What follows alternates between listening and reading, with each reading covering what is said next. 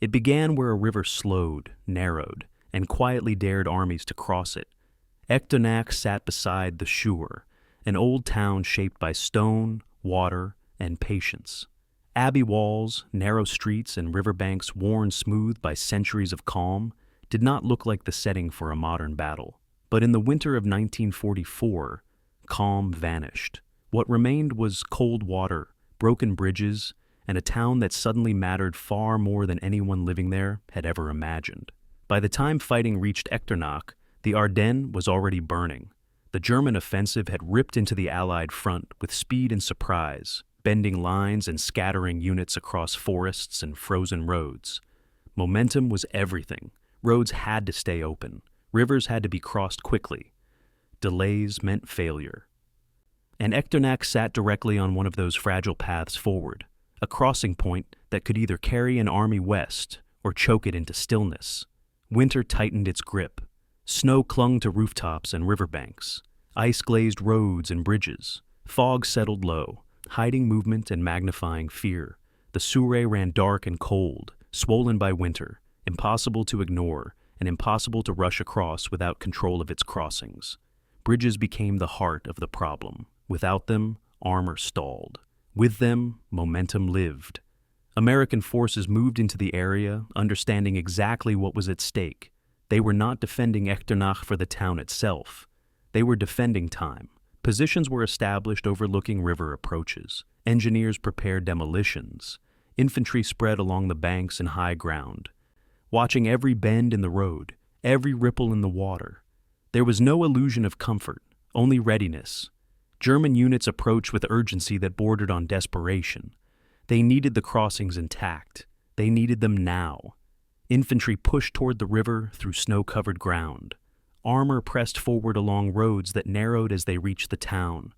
Artillery fire began to fall, echoing through the valley and shaking stone buildings that had stood for generations. Smoke drifted low, mixing with fog until the town felt sealed inside its own shadow.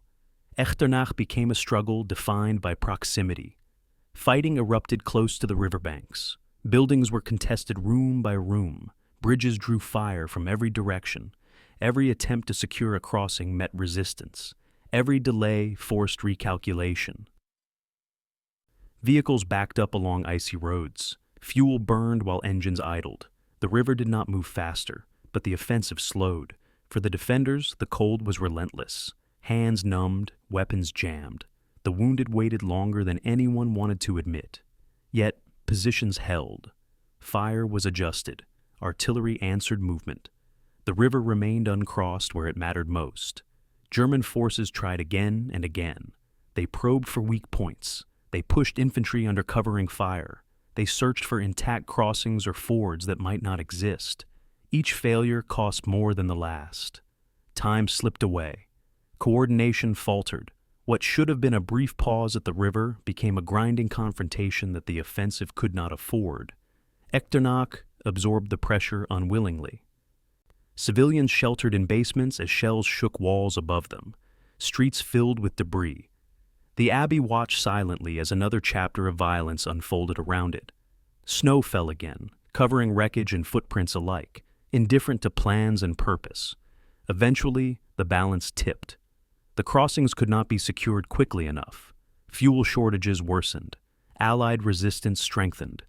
German units were forced to divert, delay, or pull back, carrying the cost of Echternach with them. The river had done its work. The town had done its work. Momentum leaked away into cold water and broken stone. The Battle of Echternach mattered because it denied movement at exactly the wrong moment. It mattered because rivers do not need to defeat armies. They only need to slow them. It mattered because holding a crossing for hours can reshape a campaign measured in days. Echternach did not decide the Ardennes alone, but it helped bend the offensive toward failure, one delay at a time.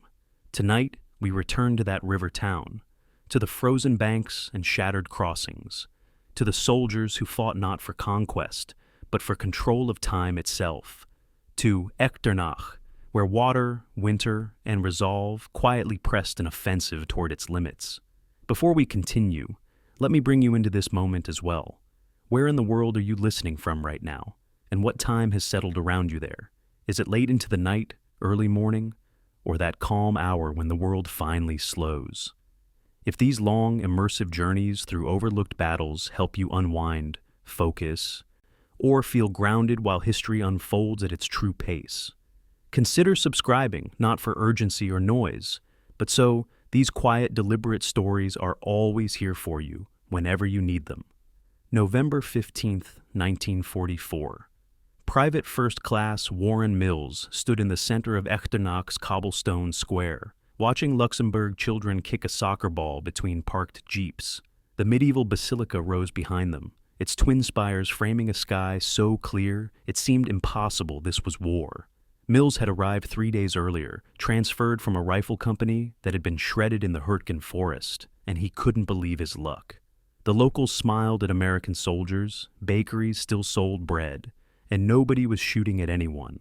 After 2 months of watching friends die among the German pillboxes, Echternach felt like a postcard someone had mailed from a war that didn't exist. But something about the quiet bothered Captain Paul Dupuis.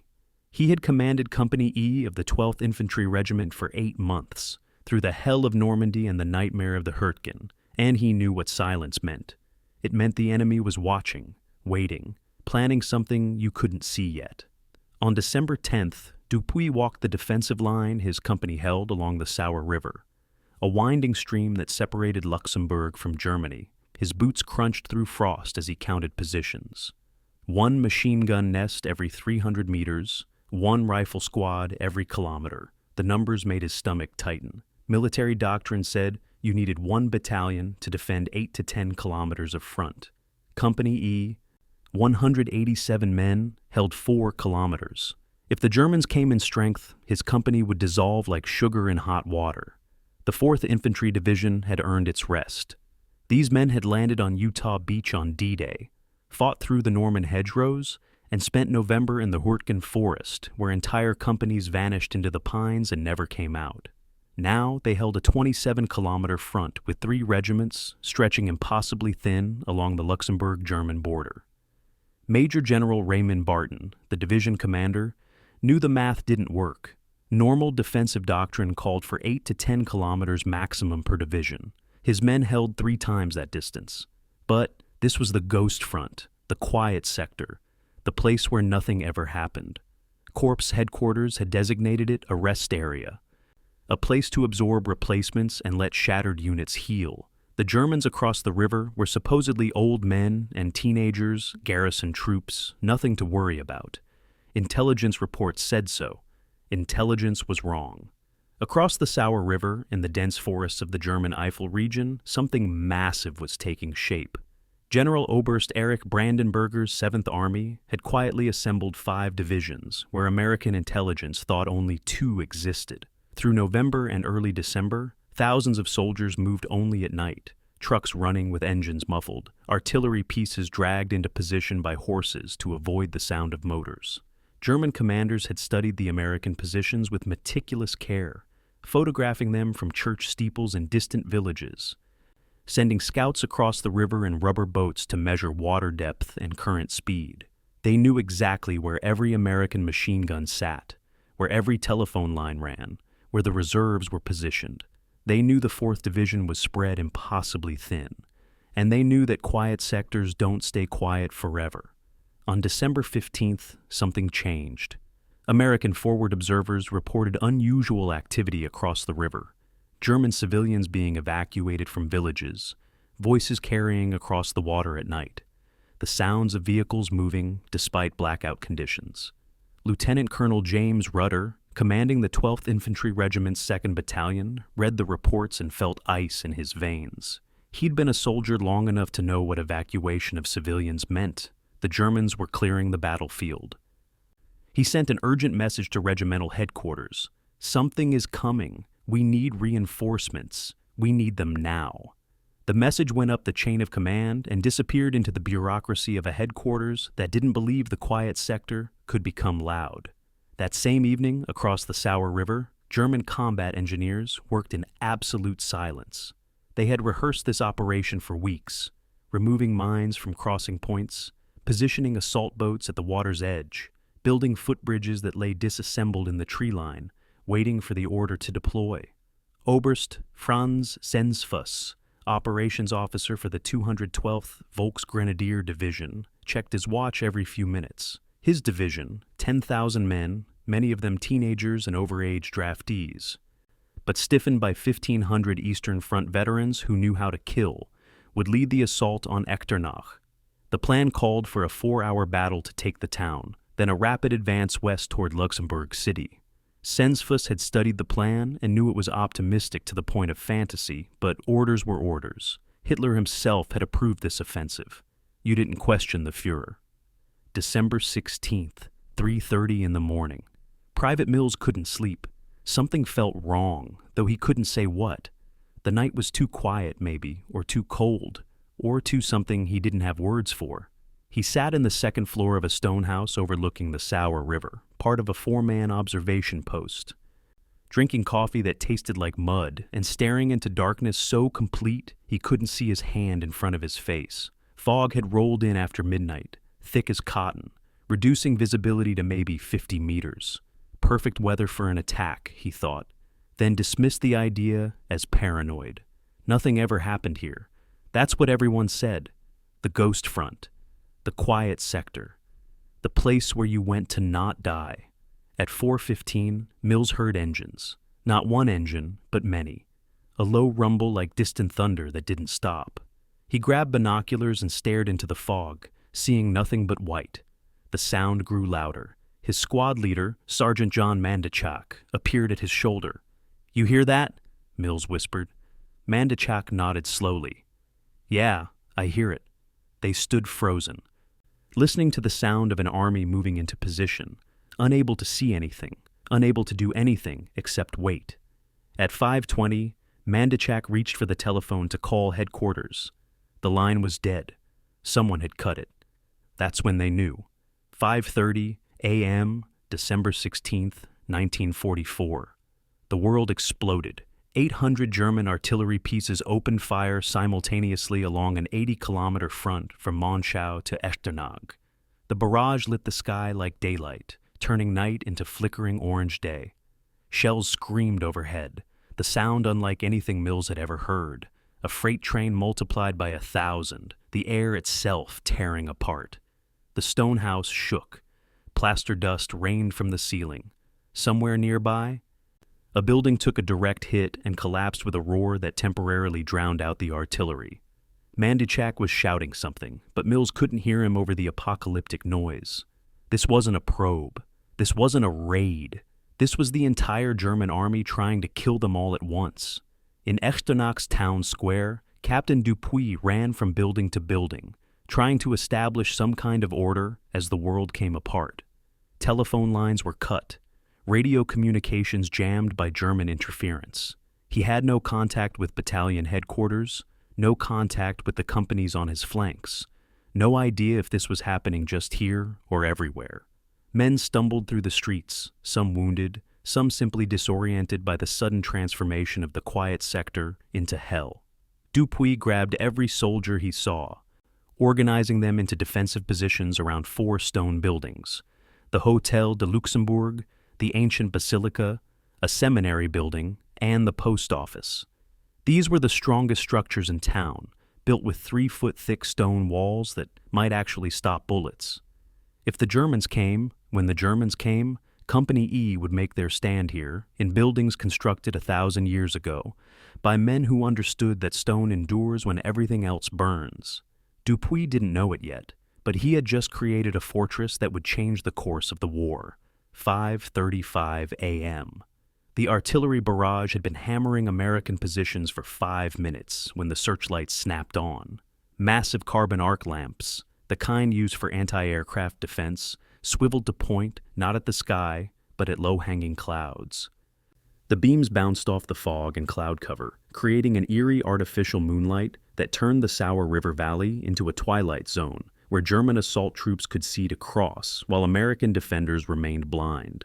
Private Mills, crouching in the ruins of the observation post, watched shadows moving in the unnatural light. Hundreds of shadows, thousands maybe, scrambling down the far riverbank toward assault boats. He fired his M1 Garand at the shadows and had no idea if he hit anything. The entire world had become noise and light and chaos. The 212th Volksgrenadier Division hit the river at 5:40. The first wave consisted of 2,000 men crammed into 180 inflatable boats, paddling frantically across the 60-meter width of the Sûre River.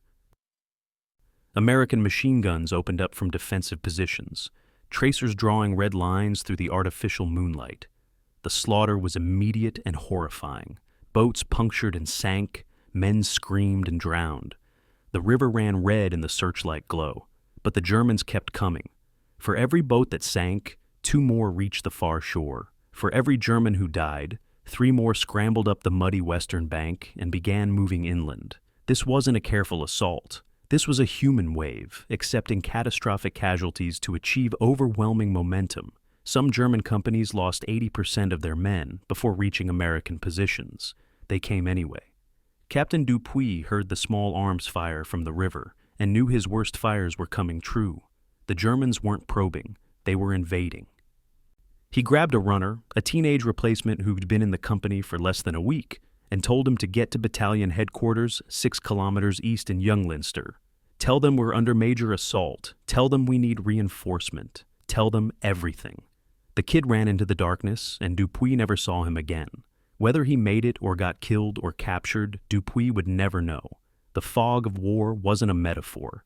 It was literal fog, literal confusion, literal blindness to everything happening more than 100 meters away. Command and control had broken down within the first 15 minutes of the German offensive. By 6:45, German infantry were inside Echternach. They came from the south, filtering through the morning darkness in small groups, bypassing American positions, infiltrating between defensive strongpoints. This was a tactic learned on the Eastern Front. Don't attack the strongpoints directly, flow around them like water, surround them, strangle them. Dupuy pulled his perimeter tighter, concentrating his men in the 4 stone buildings he'd identified. The Hotel de Luxembourg became a fortress. The Basilica became a fortress. Men smashed ground floor windows and piled furniture into barricades. They carried wounded into cellars. They distributed ammunition, 5 bandoliers per man, 60 rounds, plus whatever you could scavenge from the dead. It wasn't enough. Nothing was enough. 3 kilometers north in the village of Berdorf, Lieutenant John Leake faced the same nightmare from a different angle. Company B had been scattered across the village in a dozen different billets. Soldiers sleeping in civilian homes, a peacetime arrangement in what everyone thought was a quiet sector. The German artillery barrage woke them from dreams into a world where nothing made sense anymore. Leake ran through streets he'd walked peacefully just yesterday, now filled with smoke and the screams of wounded men. He found maybe 60 of his 178 soldiers in the first 10 minutes. The others were dead, wounded, scattered, or cut off. He made the same decision Dupuy had made: consolidate in the strongest building. In Berdorf, that meant the Pfeifenmühle, a 300-year-old stone mill with 18-inch thick walls and a commanding position over the only bridge across the Schwarz-Ernst stream. The German plan was already behind schedule. The 212th Volksgrenadier Division was supposed to capture Echternach by 9 a.m., 4 hours after the assault began. It was now 8:30, and German troops were still fighting for individual buildings. The 276th Volksgrenadier Division, attacking at Berdorf, had expected to take the village in 3 hours. Company B still held the mill, and every attempt to rush the bridge died under American machine gun fire. Oberst Sensfuss, monitoring reports at division headquarters, felt the schedule slipping away. Every hour of delay was an hour for American reserves to mobilize, for American artillery to range in, for American air power to arrive once the weather cleared. The Germans needed speed. They were getting blood and stalemate instead. By 11 a.m., Captain Dupuy realized that no help was coming. Not today, maybe not tomorrow. Company E was on its own. He gathered his platoon leaders in the basement of the Hotel de Luxembourg while German bullets chipped stone from the walls outside. "Here's the situation," he said, his voice steady despite everything. "We're surrounded. Communications are cut. Battalion doesn't know if we're alive or dead. The Germans have the town except for these 4 buildings. He paused, looking at faces begrimed with powder smoke and exhaustion. We're going to hold these buildings. We're not surrendering. We're not running. We're going to make them pay for every meter. The officers nodded. What else could they do? This was the job. You hold the ground you're assigned to hold, even when it's impossible, even when it makes no tactical sense. Because if every company gives up their impossible positions, then the entire line collapses and the enemy wins the war. At regimental headquarters in Junglinster, Colonel Robert Chance stared at a map covered with red grease pencil marks representing German attacks. Reports were flooding in from across his entire front. Attacks at Echternach, attacks at Berdorf, attacks at Konsdorf, attacks everywhere. He had no idea how many Germans were out there. Hundreds, thousands, tens of thousands. The fragmentary reports contradicted each other. Some said infantry only, others reported armor. Nobody knew anything for certain, except that something catastrophic was happening, and the 12th Infantry Regiment was dying by pieces. Chance reached for the telephone to call division headquarters. He needed reinforcements. He needed artillery support. He needed someone at a higher level to understand that the quiet sector had just become the loudest place in Europe. The runner from Company E never made it to headquarters. His body was found 3 days later in a ditch 2 kilometers from Echternach, shot through the chest. The message from Dupuy that might have clarified the situation in those critical first hours died with him. This was the hidden cost of the German offensive, not just the soldiers killed in combat, but the messengers killed between units, the communication failures that turned one battle into 50 isolated battles, each company fighting alone with no knowledge of what was happening anywhere else. War isn't a chess game where you see the whole board. War is a man running through the darkness with vital information, and a bullet ending him before the information arrives, and everyone suffering because of the silence. By noon on December 16th, the Battle of Echternach had taken a shape that would define the next 6 days. Company E held 4 buildings in Echternach proper, surrounded by German troops who couldn't dislodge them. Company B held the mill in Berdorf, blocking the bridge the Germans desperately needed. All across the 4th Division's front, small American units had formed defensive islands, each one isolated, each one under attack, each one holding by willpower and stubbornness and the simple refusal to give up ground their friends had died defending. The Germans had achieved tactical surprise and local superiority, but they hadn't achieved the breakthrough they needed. The schedule was already broken. The Americans were bleeding, but they weren't running. And that made all the difference between a successful blitzkrieg and a disaster that would unfold in slow motion over frozen fields and medieval towns where stone proved stronger than steel. 2 p.m., December 16th. Captain Dupuy stood in the nave of the Basilica of St. Willibrord and understood why medieval monks had built with stone. German bullets hammered the exterior walls, making sounds like hail on a roof, but the 3-foot-thick masonry absorbed the impacts without cracking. The basilica had stood here for over 1,000 years, surviving wars between kingdoms that no longer existed. And it would survive this too. Dupuy had positioned 30 men inside the church, turning pews into barricades, smashing stained glass windows to create firing ports, stacking hymnals and prayer books against doorways to stop grenade fragments. It was sacrilege, probably, but God would understand. If God existed, he understood that sacred spaces sometimes become the only places where men can survive. The building's medieval architecture created accidental advantages a modern engineer couldn't have improved. Small windows, designed to keep medieval churches dark and mysterious, meant few vulnerable openings for attackers to exploit. Thick walls, built to support massive stone vaulting, stopped machine gun bullets that would have punched through wooden structures. A crypt below the main floor, originally for burying important clergy, now served as an aid station where 23 wounded Americans lay on stone floors, their blood pooling in 900-year-old drainage channels.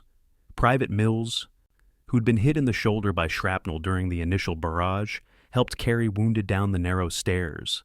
The moans of injured men echoed off vaulted ceilings, where monks had once chanted prayers. The acoustics that made medieval chants sound heavenly made screams of pain sound like the end of the world. Across the town square, Sergeant John Mondichak, commanded the defense of the Hôtel de Luxembourg. The hotel was newer than the basilica, only 200 years old, but still built in the solid Luxembourg style, with stone walls and small windows. Mondichak had positioned machine guns at second-floor windows overlooking the main approach routes. His men had torn up floorboards to create interlocking fields of fire, knocked holes in interior walls so they could move between rooms without exposing themselves to German snipers. The hotel's wine cellar, stocked with hundreds of bottles the owner had abandoned when civilians evacuated, served as both ammunition storage and morale booster. Mondichak allowed each man one small glass of wine with their evening ration. In a situation where death seemed certain, small comforts became critically important. December 17th, dawn. The Germans launched their first coordinated assault on the American positions. 3 companies of infantry, supported by a self-propelled gun, firing 75mm rounds at point-blank range, rushed the basilica from the south. Dupuis watched them come, gray uniformed figures running through the streets, bayonets fixed, officers with pistols drawn, pushing their men forward. He waited until they reached the church courtyard, maybe 40 meters away, then gave the order to fire. Every rifle, every machine gun, every weapon opened up simultaneously. The Germans went down in rows. The ones behind kept coming, stepping over their own dead. The machine guns fired until barrels glowed red. Germans reached the church doors and died trying to force them open. Grenade explosions shook the interior. Then silence. The attack had lasted maybe 5 minutes. 37 German bodies lay in the courtyard. The Americans had lost 2 men killed, 5 wounded. The medieval fortress had held. But ammunition was the problem Dupuis couldn't solve. Company E had started December 16th with basic combat loads, 80 rounds per rifle, 300 rounds per machine gun. Now, 36 hours into the siege, stocks were running critically low. Dupuis ordered strict rationing, 3 rounds per rifle, no firing unless you had a clear target at close range. The machine guns got priority. Keep them fed even if the riflemen had to throw rocks. Some men had already started using captured German weapons. Mauser rifles and MP-40 submachine guns scavenged from the dead. But German ammunition didn't fit American weapons, and American ammunition didn't fit German weapons. The incompatibility of military equipment meant that surrounded troops couldn't easily resupply from enemy casualties. December 17th afternoon. A bizarre moment of civility interrupted the carnage. A German officer approached the basilica under a white flag, accompanied by a Luxembourg civilian pressed into service as a translator. The German, a captain in the 212th Volksgrenadier Division, was polite and professional. His division commander, he explained, recognized the bravery of the American defense, but the situation was hopeless. Company E was surrounded. No relief was coming. Surrender now with honor, and the wounded would receive proper medical treatment. Dupuis listened to the translation, then gave his response. "Tell him I said nuts." The translator looked confused. "Nuts?" Dupuis nodded. "Just tell him, nuts. He'll understand." The German captain returned through no man's land, shaking his head. The attack resumed 30 minutes later. The word nuts would later become famous when Brigadier General Anthony McAuliffe used it at Bastogne, but Dupuis said it first, 6 days earlier, in circumstances just as desperate. Unlike Bastogne, where McAuliffe's defiance would be recorded for history, Dupuis' reply went unrecorded, except in the memories of the men who heard it. This was the nature of the Battle of Echternach, parallel heroism happening in dozens of forgotten places, known only to the men who lived it. The official histories would focus on Bastogne because correspondents could reach it, because it had a general instead of a captain, because it fit the narrative the army wanted to tell. But the men in Echternach were doing the same job with fewer resources and less hope, and nobody would ever hear their names. December 18th, night. The situation in the basilica had become critical. 23 wounded lay in the crypt, and the company had no morphine left. Men with shattered limbs bit leather straps to keep from screaming. The dead, now numbering 8, had been laid in a side chapel because there was no way to bury them, and the living couldn't spare the space. Ammunition was down to 2 rounds per rifle, Some men had no ammunition at all, waiting with fixed bayonets in case the Germans broke through. Food was whatever they'd carried in their packs, plus some communion wafers one soldier found in a vestry cabinet. Water came from a well in the basement, hauled up in buckets that had once been used for holy water. Everything sacred had become profane, and everything profane had become necessary for survival. But the stone held. Every German assault shattered against those medieval walls. Bullets couldn't penetrate them. Grenades damaged the surface but didn't breach them.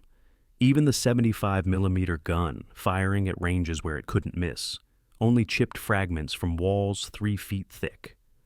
The monks who built this church in the 11th century had been preparing for Viking raids and feudal wars, constructing for permanence in an impermanent world. They couldn't have imagined 20th century weapons, but their commitment to building things that last had saved lives 900 years in the future. The fortress of God had become, quite literally, the fortress that kept men alive when everything else had failed. December 18th, evening. Dupuy gathered his remaining officers, 2 lieutenants and Sergeant Mandichak, promoted to acting platoon leader after both original platoon leaders had been killed. "We're down to 143 men," Dupuy said quietly. 44 casualties in 3 days. Ammunition won't last through tomorrow if they hit us hard. No food after tonight. Water's okay. Medical supplies are gone. He paused, looking at faces gray with exhaustion. But we're still here. And as long as we're here, the Germans don't have Echternach. Every hour we hold is another hour for the division to organize a counterattack. Nobody mentioned that no counterattack seemed to be coming, that division headquarters might think they were already dead. Hope required believing in things you couldn't see, and these men had become experts at impossible hope. December 16th, 10 a.m. Colonel Robert Chance stood in the operations room of 12th Infantry Regiment headquarters in Junglinster, staring at a map that had been neat and organized 8 hours ago. Now it was chaos. Red grease pencil marks indicated German attacks at 17 different points along his front. Blue marks showed American positions that had stopped reporting. Some blue marks had been crossed out. Overrun, captured, destroyed. The telephone rang constantly. Companies calling for artillery support. Companies calling for reinforcements. Companies calling to say they were being annihilated and goodbye. Chance was a veteran of 2 wars, but he'd never experienced anything like this synchronized collapse across his entire area of responsibility. This wasn't a battle. This was an avalanche. The reports made no sense. Company E in Echternach reported being surrounded at 8 a.m., then the line went dead. Company B in Berdorf reported heavy attack, then silence. Company F northeast of Berdorf reported German armor. Impossible. Intelligence had confirmed no German armor in this sector. Then that line went dead too. Chance tried to build a coherent picture from the fragments, but the fragments contradicted each other. How many Germans were attacking? Hundreds? Thousands? Where was the main effort? Every company commander thought the main attack was hitting them. The only certainty was that something catastrophic was happening, and Chance didn't have enough reserves to respond to even a fraction of the emergencies screaming for attention. At 4th Division headquarters in Luxembourg City, Major General Raymond Barton faced the same problem at a larger scale. All 3 of his regiments were under attack. The 12th Infantry in the south, the 22nd Infantry in the center, the 8th Infantry in the north. Fragmentary reports suggested German attacks along the entire divisional front, maybe 40 kilometers of continuous assault. Barton reached for the phone to call Major General Troy Middleton at 8th Corps headquarters. He needed to request the release of the 10th Armored Division from Corps Reserve, but that meant admitting his division couldn't handle the situation alone. Pride warred with pragmatism. Pride lost. Barton made the call. Middleton promised to consider the request, but made no commitments. Armor was a core asset, not to be released lightly. Maybe this was just a spoiling attack. Maybe it would blow over. By noon, intelligence officers at multiple headquarters were starting to reassess their assumptions. The attacks were too coordinated to be spoiling attacks. Too many units involved. Too much artillery preparation. Captain Lawrence Green, the 4th Division's assistant G2 intelligence officer, spread reconnaissance photos across a table and felt his blood turn cold. These photos, taken by L4 Piper Cubs on December 15th, showed roads behind German lines packed with vehicles. He'd dismissed it at the time as normal supply traffic. Now, analyzing them again with knowledge of the attacks, he saw them differently. These weren't supply trucks. These were troop transports, assault guns, artillery tractors. The entire German army had moved into position over the past week, and nobody had recognized it as an offensive buildup. Greene ran to find his commander, knowing this information was critical, but also knowing it came too late. The offensive had already started. Intelligence is only valuable if it arrives in time to change decisions. December 16th, 3 p.m. The first definitive report of German armor came from a forward observer with Company F. He'd watched 2 Panther tanks and 3 Panzer Mark IVs rumble past his position, heading west. The report electrified division headquarters because armor changed everything. Infantry you could contain with infantry and machine guns. Armor required anti-tank guns, tank destroyers, American armor to counterattack. And the 4th Division's tank destroyer battalion was spread thin across the entire front, not concentrated anywhere. Barton grabbed the phone and called Middleton again. "Troy, this is Ray. I need that armored division. I've got confirmed reports of German tanks. This isn't a raid. This is their main effort." Middleton promised to talk to Army headquarters. The bureaucracy of war ground slowly, while men died quickly. At 3rd Army headquarters in Nancy, France, Lieutenant General George Patton was playing with his dogs when the phone call came from Middleton. 8th Corps is under heavy attack, all along the front. Might need the 10th Armored Division from 3rd Army Reserve. Patton listened, asked sharp questions, then hung up and called his staff. "Gentlemen, the Germans have attacked in the north. This might be the big one. I want movement plans for every division in 3rd Army to turn 90 degrees and head north. Have them ready by morning." Patton's staff thought he was overreacting. This was probably just a local counterattack. Patton's instinct said otherwise, and he'd learned to trust his instinct even when it contradicted intelligence estimates. December 17th, 8 a.m. Barton attended the morning briefing at his headquarters and heard the overnight reports. 23 separate attacks along divisional front. Communications lost with multiple companies. Estimated German strength now assessed at 3 to 5 divisions, 30 to 50,000 men, where intelligence had previously estimated maybe 15,000. The realization hit like a hammer. The 4th Division, with 9,000 men spread across 40 kilometers, was facing an offensive by forces that outnumbered them 3 to 1, or worse. Barton made his decision. Forget about counterattacking. Forget about retaking lost ground. The mission now was simple survival. Hold the line, prevent a breakthrough, buy time for higher headquarters to send reinforcements. If the line broke, if the Germans punched through to Luxembourg City, the entire southern shoulder of whatever this offensive was would collapse. But what about the surrounded companies? What about Company E in Echternach, Company B in Berdorf, all the isolated outposts still radioing for help? Barton faced the cruelest choice a commander makes: sacrifice some units to save the whole force. He couldn't send reserves to rescue Echternach because he needed those reserves to prevent the entire division from being overrun. Company E would have to hold on its own. If they survived long enough for the situation to stabilize, then rescue. If not, Barton didn't finish the thought. You couldn't command effectively if you let yourself feel too much for the men you were ordering to die alone. December 17th, evening. The intelligence picture finally clarified enough to understand the scope of what was happening. This wasn't just an attack on the 4th Division. Reports were coming in of massive German offensives all along the Ardennes front, from Monschau in the north to Echternach in the south. 80 kilometers of coordinated attack. This was Hitler's counteroffensive, the blow that German officers had been whispering about for weeks.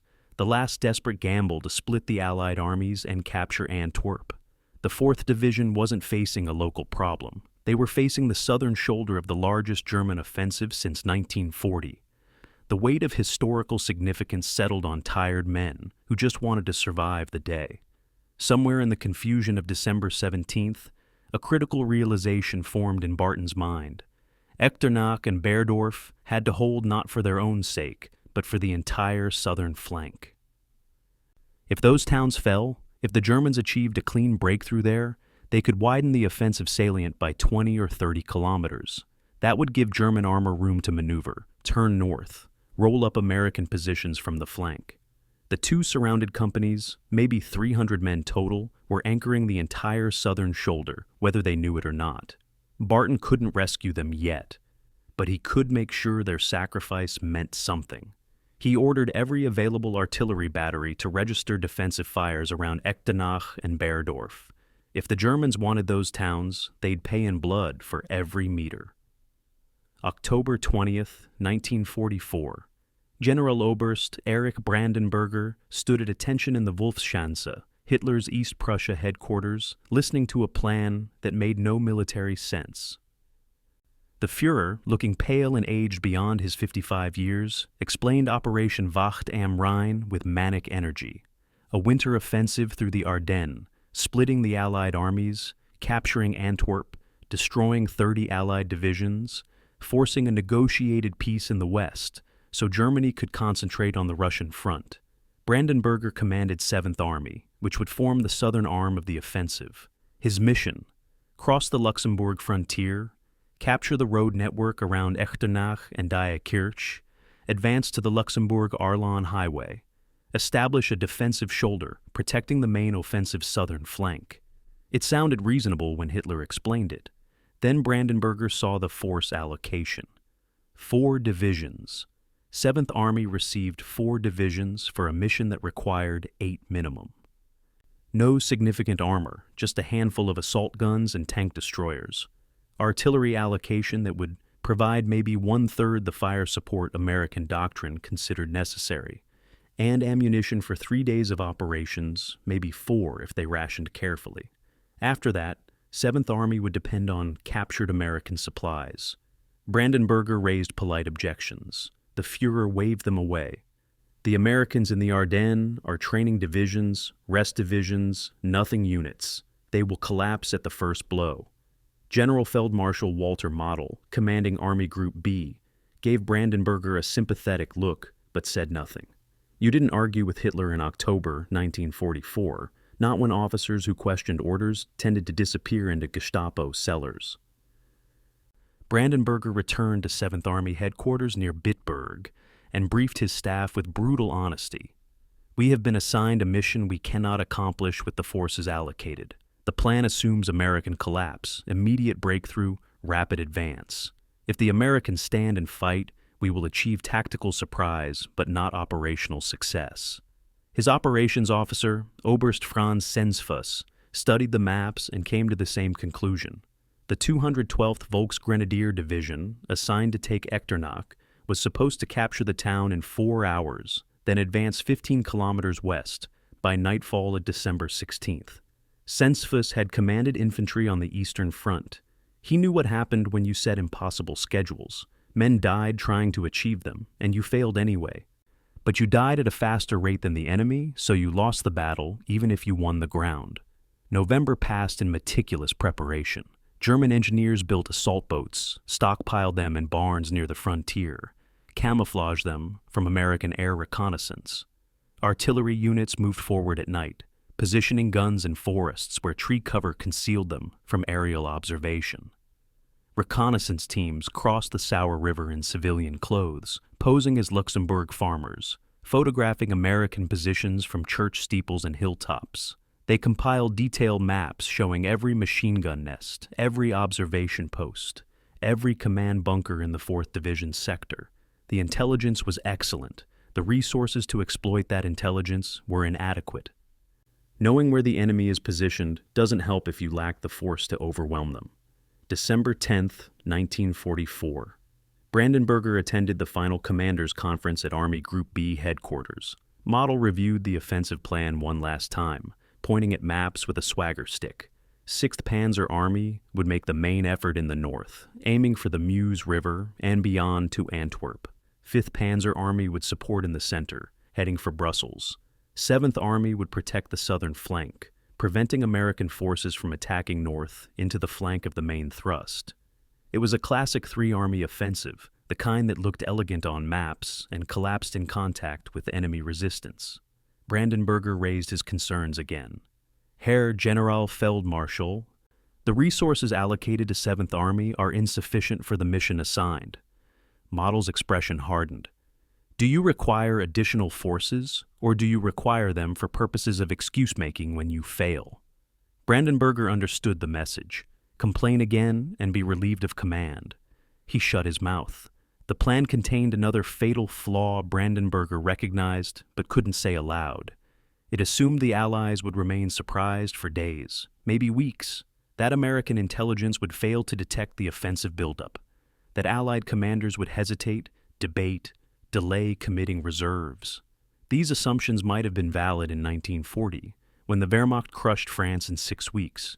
In late 1944, fighting an American army that had matured through 3 years of war, supplied by the world's greatest industrial economy, supported by complete air supremacy, Brandenburger gave the offensive maybe 48 hours before American reserves would be moving, 72 hours before Allied air power would be pulverizing German columns, 1 week before the offensive stalled in front of some town nobody had heard of. He kept these thoughts to himself and drove back to 7th Army headquarters to finalize attack orders he knew would send thousands of men to pointless deaths. December 15th, evening. The last preparations. German engineers completed removing mines from assault crossing points on the Sûre River. Infantry companies moved into final assembly areas in barns and cellars within 2 kilometers of the river.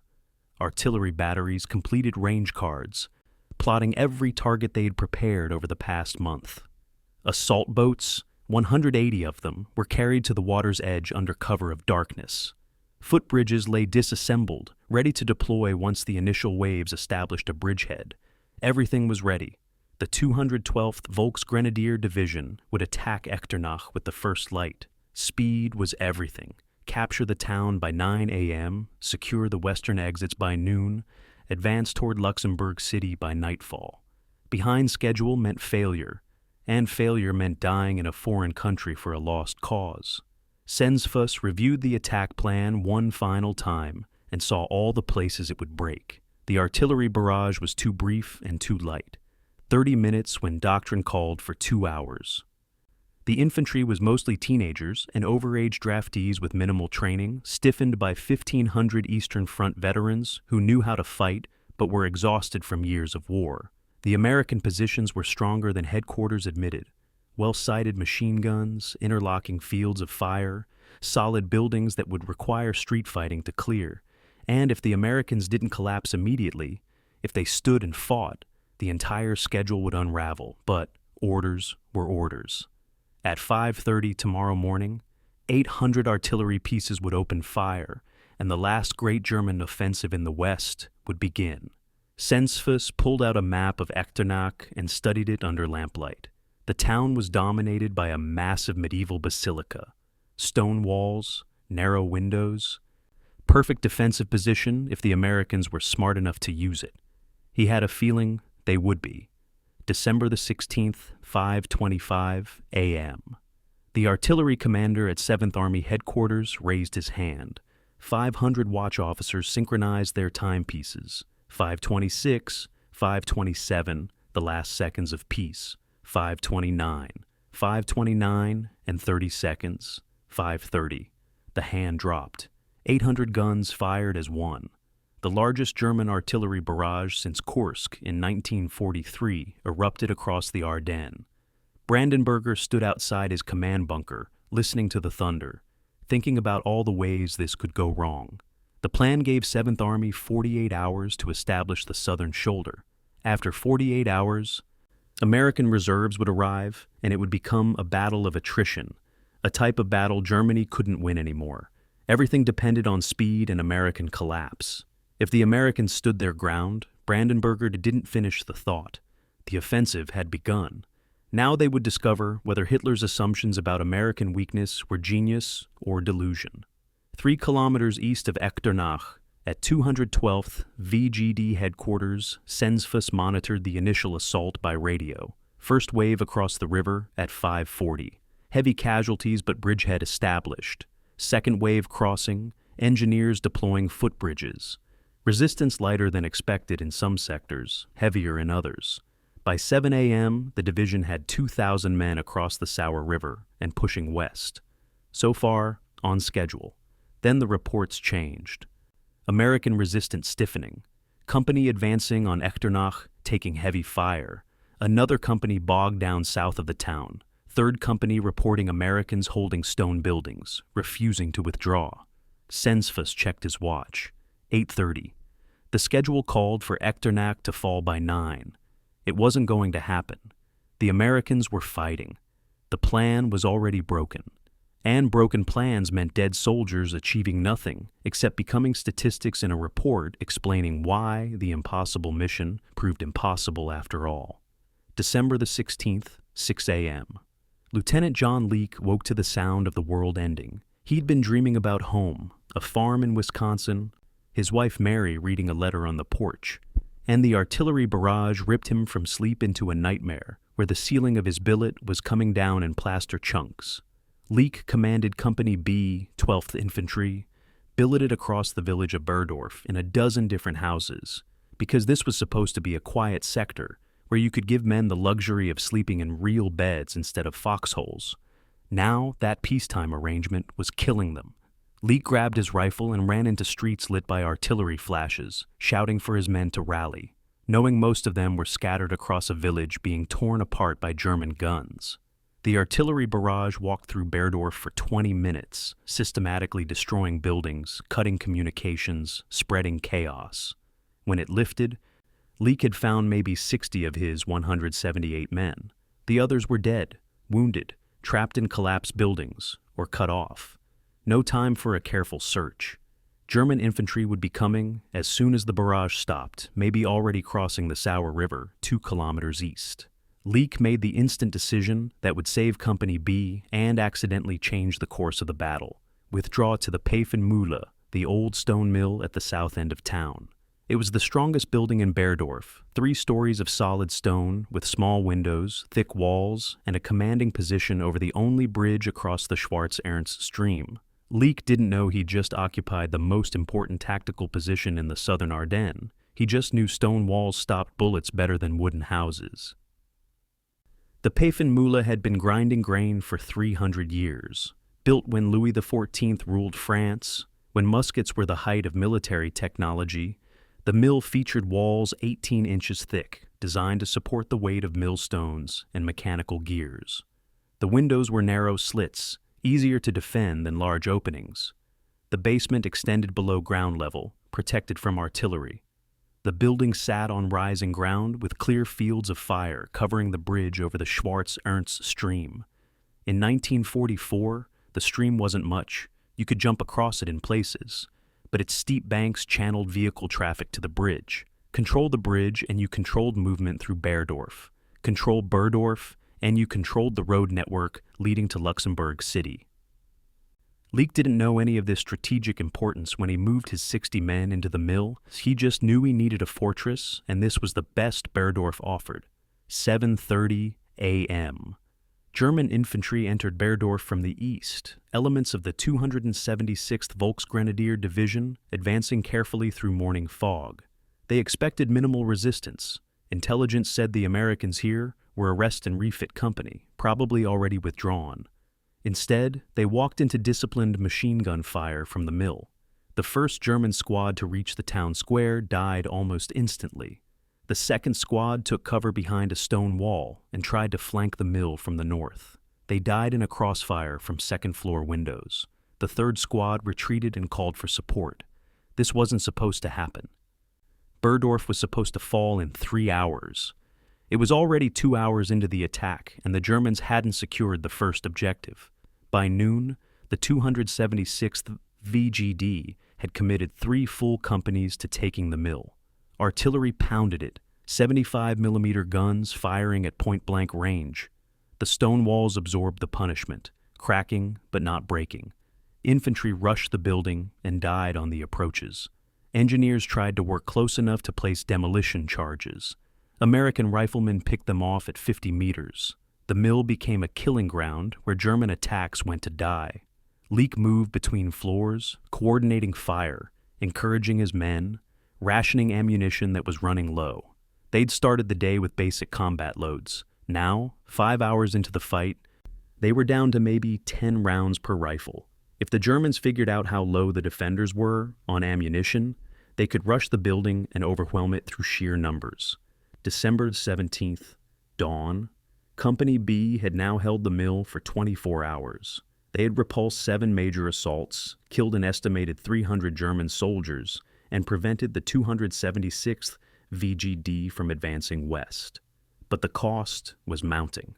Leake had 16 men wounded, 3 dead, and ammunition down to critical levels. They'd started collecting German weapons from the dead, using Mauser rifles and MP-40 submachine guns when American ammunition ran out.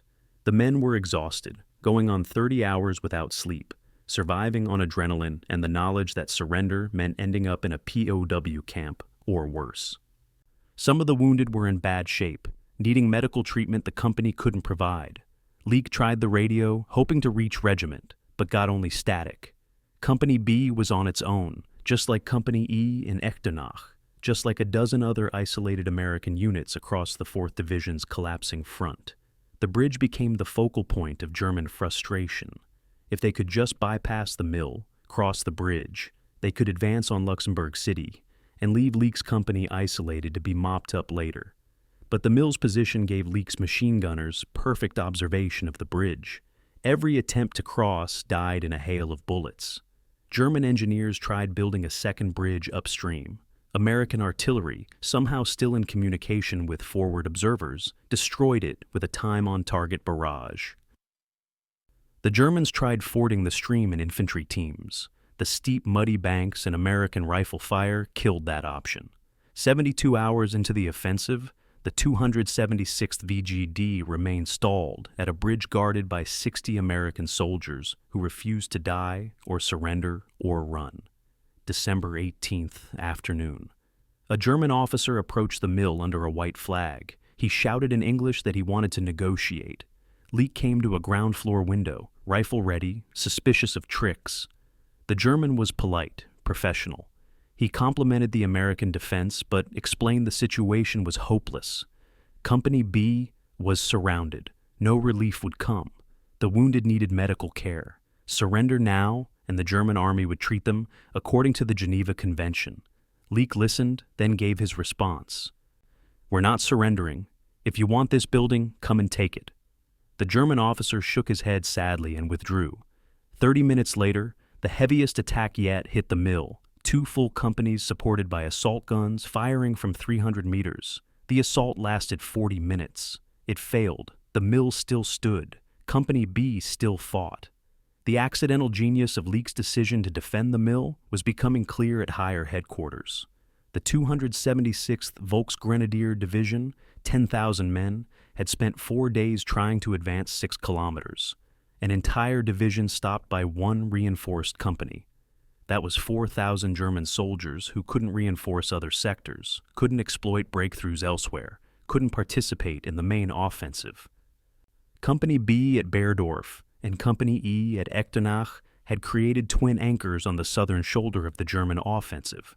Between them, 600 American soldiers were tying down 20,000 Germans and forcing the entire 7th Army offensive to grind forward at a few hundred meters per day instead of the kilometers per hour the plan required. Small unit actions, forgotten in the larger narrative of the Battle of the Bulge, were determining the strategic outcome of Hitler's last gamble in the West. December 19th evening. Leake counted heads and ammunition. Company B was down to 47 effectives. 131 casualties in 4 days, 73%. Ammunition down to 5 rounds per rifle. They'd been eating captured German rations for the past day because American food was gone. Water came from the mill stream, filtered through cloth, tasting of mud and probably disease, but better than dying of thirst. The wounded filled the basement, lying on flour sacks because there were no medical supplies. Some would certainly die without treatment. Leake knew the honorable thing might be to surrender, save the wounded, accept captivity. But if they surrendered, the Germans would cross the bridge and advance on Luxembourg City. So Company B stayed in the mill, firing their last ammunition, holding impossible ground, because someone had to hold the line even when the line made no sense anymore. The mill would stand for 4 more days. And when relief finally came, only 47 men would walk out, ghosts of a company that refused to die even after it should have been destroyed. December 16th, 3 p.m. Private First Class. Robert Kuhn stood in the ruins of Company F's command post, listening to his company commander explain a mission that would probably kill him. Captain William Straub needed to get a message to regimental headquarters in Junglinster, 8 kilometers west through territory that might be crawling with German troops. The radios were dead. Telephone lines cut. The only way to communicate was the oldest way. Put the message in a man's hands and hope he makes it. Kuhn was 19 years old, from a small town in Pennsylvania, and he'd been in combat for exactly 6 weeks. He volunteered anyway because that's what you did when your captain looked at you and needed something impossible. The message was simple. Company F surrounded, taking casualties, need ammunition and reinforcements. Coordinates followed. Kuhn memorized it because carrying written orders was dangerous if you got captured. The Germans were supposed to respect the Geneva Convention, but Kuhn had heard stories about what happened to runners carrying intelligence. Better to have it in your head where bullets couldn't find it. He checked his rifle, filled 2 canteens, grabbed a chocolate bar from his pack. Travel light, move fast, don't stop for anything. Straub gripped his shoulder. If you don't make it, we'll understand. Just do your best. Kuhn nodded and slipped out a rear window into the gathering dusk of December 16th, the day the Ardennes erupted. The first 2 kilometers went smoothly. Kuhn moved through forests, avoiding roads, using the navigation skills he'd learned hunting deer back home. The landscape was familiar. He'd patrolled this sector for weeks during the quiet period before the offensive. But familiar terrain became alien when you knew enemy soldiers might be behind any tree. Every sound triggered adrenaline, a branch cracking, a bird taking flight, voices in the distance speaking German. Kuhn froze, dropped flat, waited for the voices to fade. 30 minutes passed before he dared move again. 8 kilometers seemed like 800 when you traveled at this speed, stopping and starting, doubling back, making detours around suspicious areas. Kilometer 4, near the village of Scheidgen, Kuhn ran into a German patrol, just stumbled into them in the darkness. 5 soldiers smoking cigarettes beside a knocked-out American Jeep. They saw him the same instant he saw them. Kuhn dove behind a tree as bullets chipped bark next to his head. He fired back, 3 quick shots, then ran. More bullets followed him, snapping through branches, hitting trees. Something punched him in the left shoulder, spinning him halfway around. He kept running, the shoulder screaming pain, but his legs still working. The Germans didn't follow. Maybe they thought they'd killed him. Maybe they had more important things to do than chase 1 American through dark woods. Kuhn ran for another kilometer before stopping to check the wound.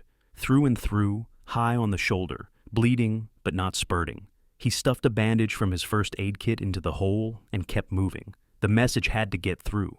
Kilometer 6, Kuhn realized he was lost. The familiar landmarks had disappeared in darkness and disorientation. He had been moving roughly west, using the North Star when he could see it through clouds, but rough navigation meant he could be anywhere within several square kilometers. His shoulder had gone numb, which was worse than pain, because numbness meant shock setting in. He found a stream, probably the Schwarz Ernst, which meant he'd drifted north of his intended route, and followed it west. Streams led to roads. Roads led to towns. Towns might have American soldiers, or might have Germans. No choice but to risk it.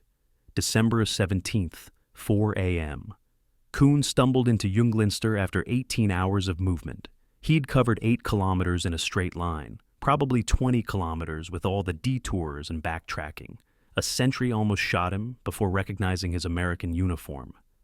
They took him to regimental headquarters, where Colonel Chance himself debriefed him. Kuhn delivered the message from Company F verbatim, despite the shock and blood loss making his words slur. Chance called for a medic, then started issuing orders based on the information. Company F's position went on the situation map. Artillery units received coordinates for supporting fires.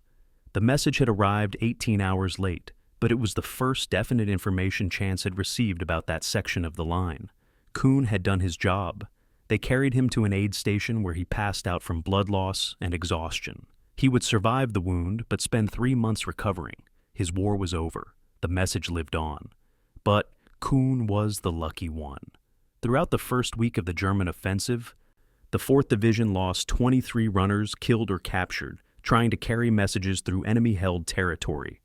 These were mostly privates and corporals, teenagers with good land navigation skills and the courage to volunteer for missions with maybe 50-50 survival odds. They carried information that could have saved companies, positioned artillery, coordinated counterattacks. Some of them made it, most didn't. Their bodies were found later in ditches and forests, shot in the back while running, sometimes with the messages still in their pockets. The Germans would read the intelligence and adjust their plans accordingly. The Americans would never know what those messages contained, what decisions might have changed if the information had arrived. December the 17th, evening. A different kind of runner attempted a different kind of mission. Lieutenant Howard Weed volunteered to drive a jeep loaded with ammunition to Company E in Echternach. This was either incredible bravery or suicidal stupidity. The route to Echternach was under German observation, possibly under German control. Weed loaded the jeep with 20 cases of .30 caliber ammunition, 6 cases of grenades, first aid supplies, and a radio. He'd navigate by compass, avoid roads when possible, make a dash through any German positions. If he made it, Company E would have enough ammunition to hold for several more days. If he didn't, well, at least he tried. We'd made it 6 kilometers before a Panzerfaust, German anti-tank rocket, struck the jeep's engine block. The explosion threw him clear, unconscious. He woke in darkness with his leg broken and the jeep burning like a signal flare, telling every German within 5 kilometers exactly where he was.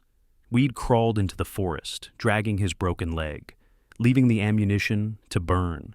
He spent 2 days crawling west, surviving on snow and the chocolate bars in his pockets, until American soldiers from the 10th Armored Division found him delirious from pain and exposure. The ammunition never reached Company E. But Weed's survival brought back intelligence on German positions and movements that helped plan future relief operations. Even failed missions sometimes produced value. December 19th. A miracle of sorts. Technician 5th grade James Pelletier, a radio operator with regimental headquarters, managed to establish contact with Company E in Echternach. He'd been trying for 4 days, broadcasting on every frequency, getting nothing but static and German jamming signals. Then, at 11 a.m. on December 19th, a weak signal came through. Captain Dupuis, speaking carefully to preserve battery life, reported his situation. 118 men still fighting, critically low on ammunition and medical supplies, can hold maybe 24 more hours. Pelletier relayed the message to Colonel Chance, who immediately ordered L-4 Piper Cub light aircraft to attempt a supply drop. 2 Cubs made the flight, dropping ammunition bundles wrapped in parachutes onto Echternach's town square. German fire shot down 1 plane. The other escaped.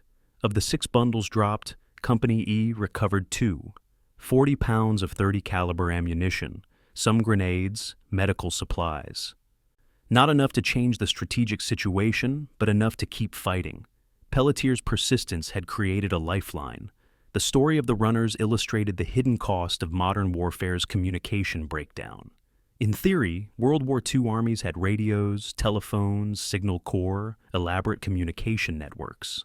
In practice, all those systems failed under combat stress, and victory or defeat often came down to whether a 19-year-old private could run 8 kilometers through enemy fire with a message in his head. The technological war and the primitive war existed simultaneously, and sometimes the primitive war mattered more. Every runner who died represented not just a personal tragedy, but an operational failure, information that never arrived, decisions made in ignorance that might have been different with knowledge. The Battle of Echternach, like every battle, was fought in the gaps between what commanders knew and what they needed to know, with desperate men trying to close those gaps one dangerous journey at a time. December 18th, 2 p.m. Lieutenant Karl Brenner, leading a reconnaissance platoon of the 5th Parachute Division, crouched at the edge of a forest near Scheidgen and stared west with growing excitement. Through binoculars, he could see the outskirts of Luxembourg City, maybe 12 kilometers distant, church spires visible against winter sky.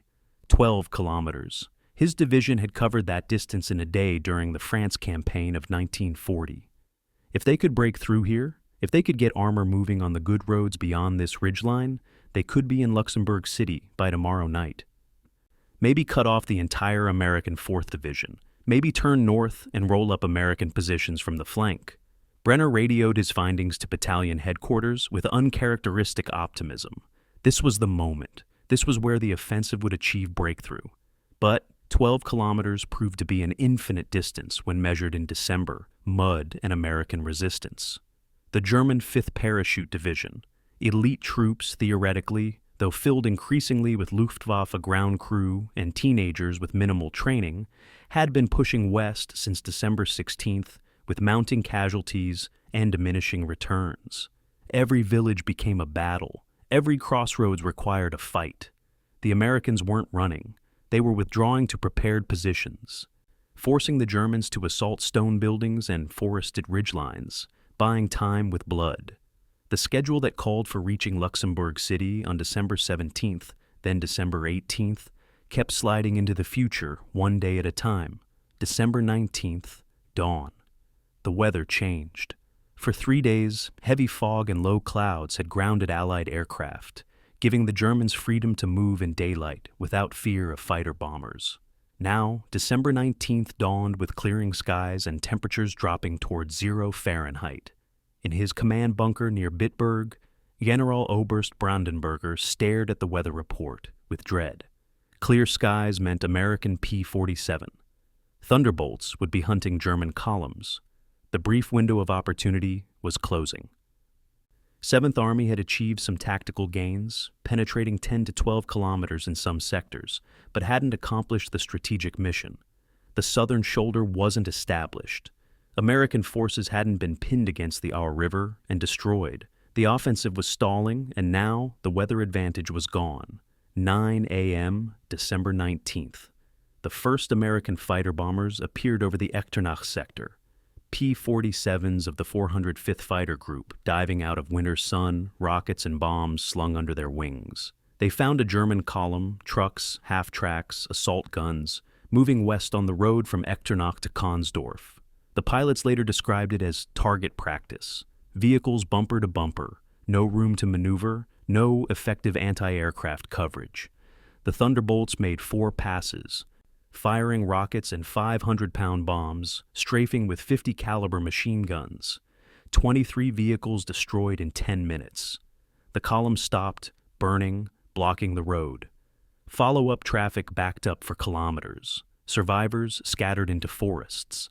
The German advance on this sector ended not because of American ground forces, but because American air power paralyzed movement during daylight hours.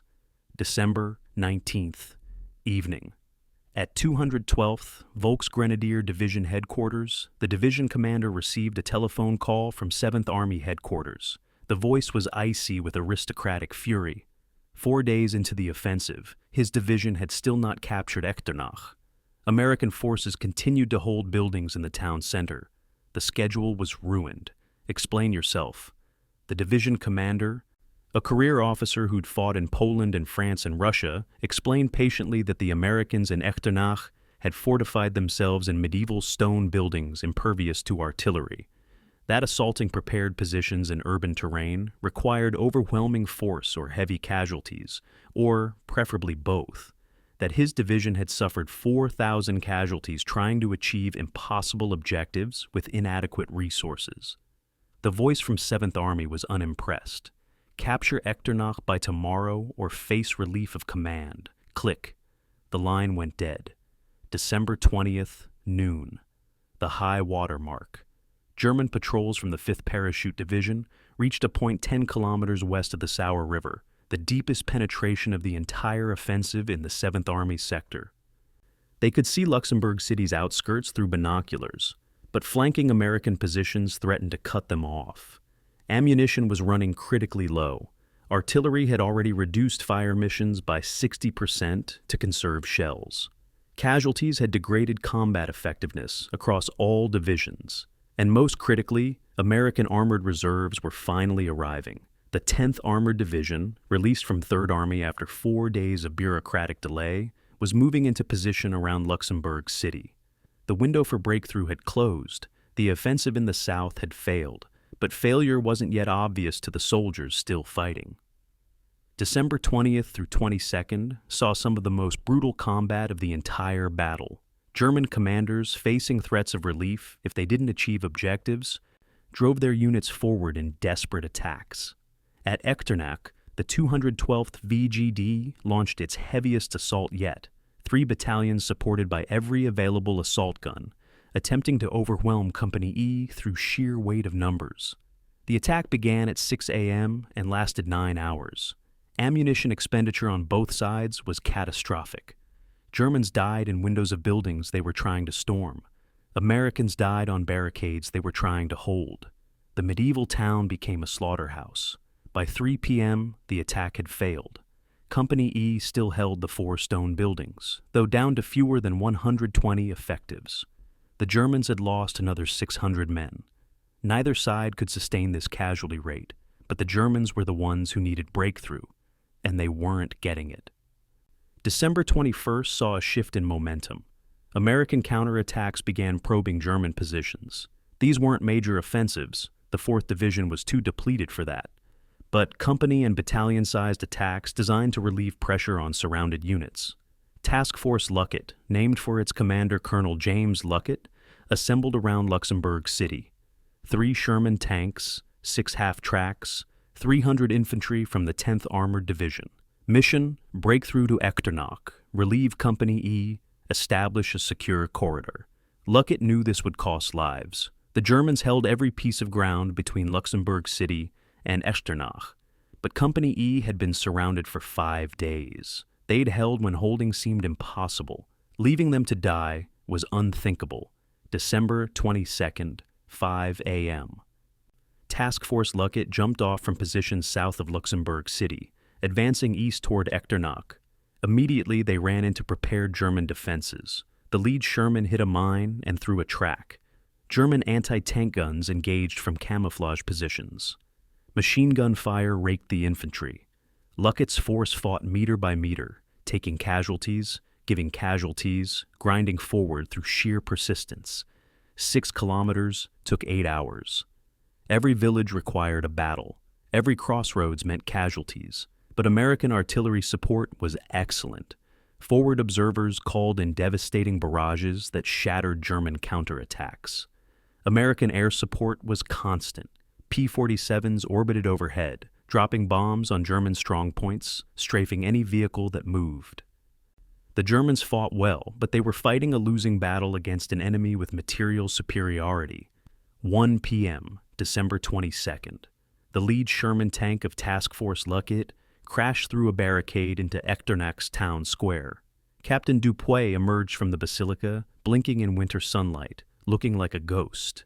Behind him came Company E, 118 men out of the 187 who'd started the battle. Some were walking wounded. Some couldn't walk without help. All of them looked like they'd been fighting in hell, which was basically accurate. The relief force had lost 2 tanks and 89 men getting here. Combined casualties for the operation, over 200. But Company E was saved. The southern shoulder had held.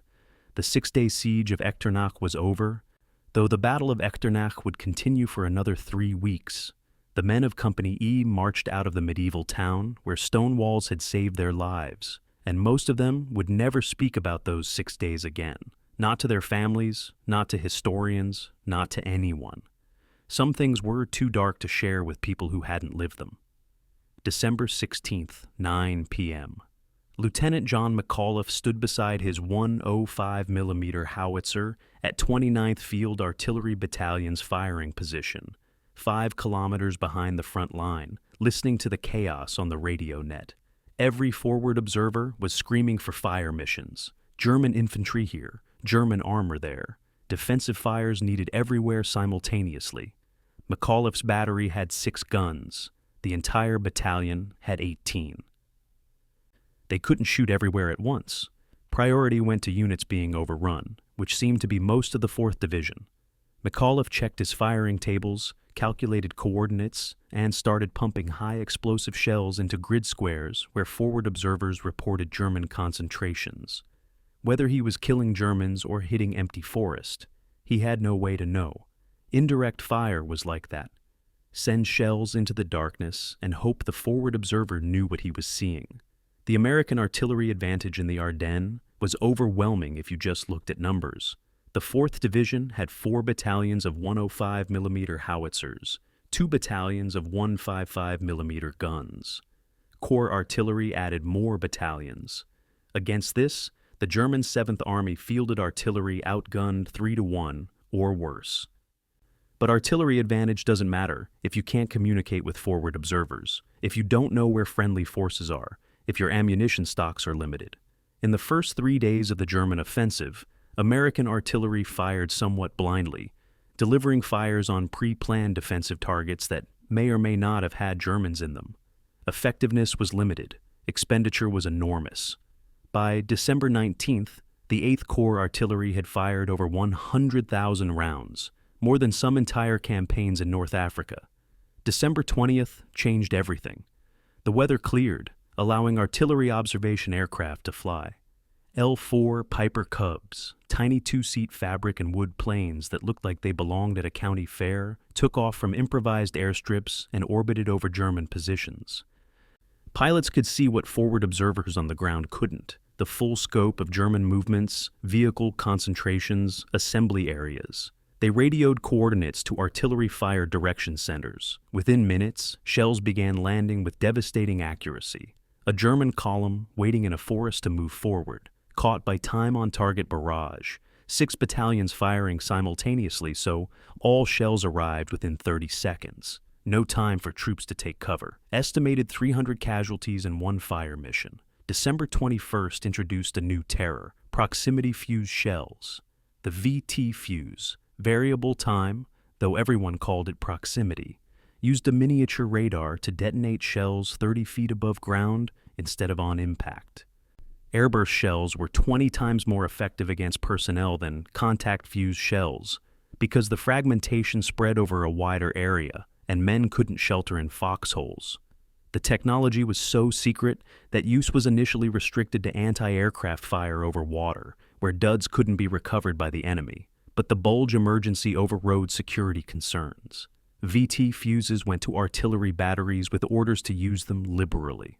German soldiers called the airbursts window pane shells because the fragmentation sounded like breaking glass. They had no defense against them.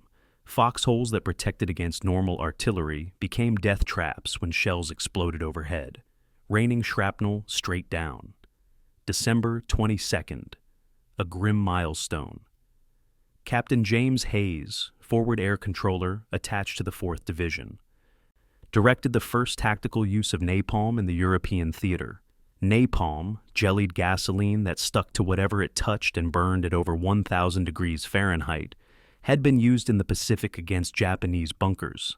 Now, Hayes called in P-47s carrying napalm canisters to strike German positions in the Echternach forest. The results horrified everyone, including Hayes. Trees exploded into torches. German soldiers ran screaming, transformed into human candles. The smell of burning gasoline and burning flesh drifted for kilometers. But the German attack stopped. The position was taken without American infantry having to assault it. Hayes vomited after the strike, but called in napalm again the next day when faced with similar tactical problems. War does things to your soul that you can't undo. The coordination between artillery and air power evolved rapidly under combat pressure. By December 23rd, American forces had developed procedures where forward air controllers could direct fighter bombers to strike targets within 200 meters of friendly positions. Danger close by any standard, but acceptable when the alternative was being overrun. Pilots learned to identify American positions by colored smoke panels, talk to forward controllers on VHF radio, put bombs and rockets exactly where ground commanders needed them. The Germans had no answer to this level of integrated fire support. Their own air force barely existed anymore. Their artillery was outgunned and running out of ammunition. Every American attack came with a steel rain that destroyed defensive positions before infantry even arrived. But firepower had limits. December 24th, Christmas Eve, brought snow and renewed cloud cover that grounded aircraft and limited artillery observation. German forces used the weather window to launch counterattacks, knowing they had maybe 24 hours before American air power returned.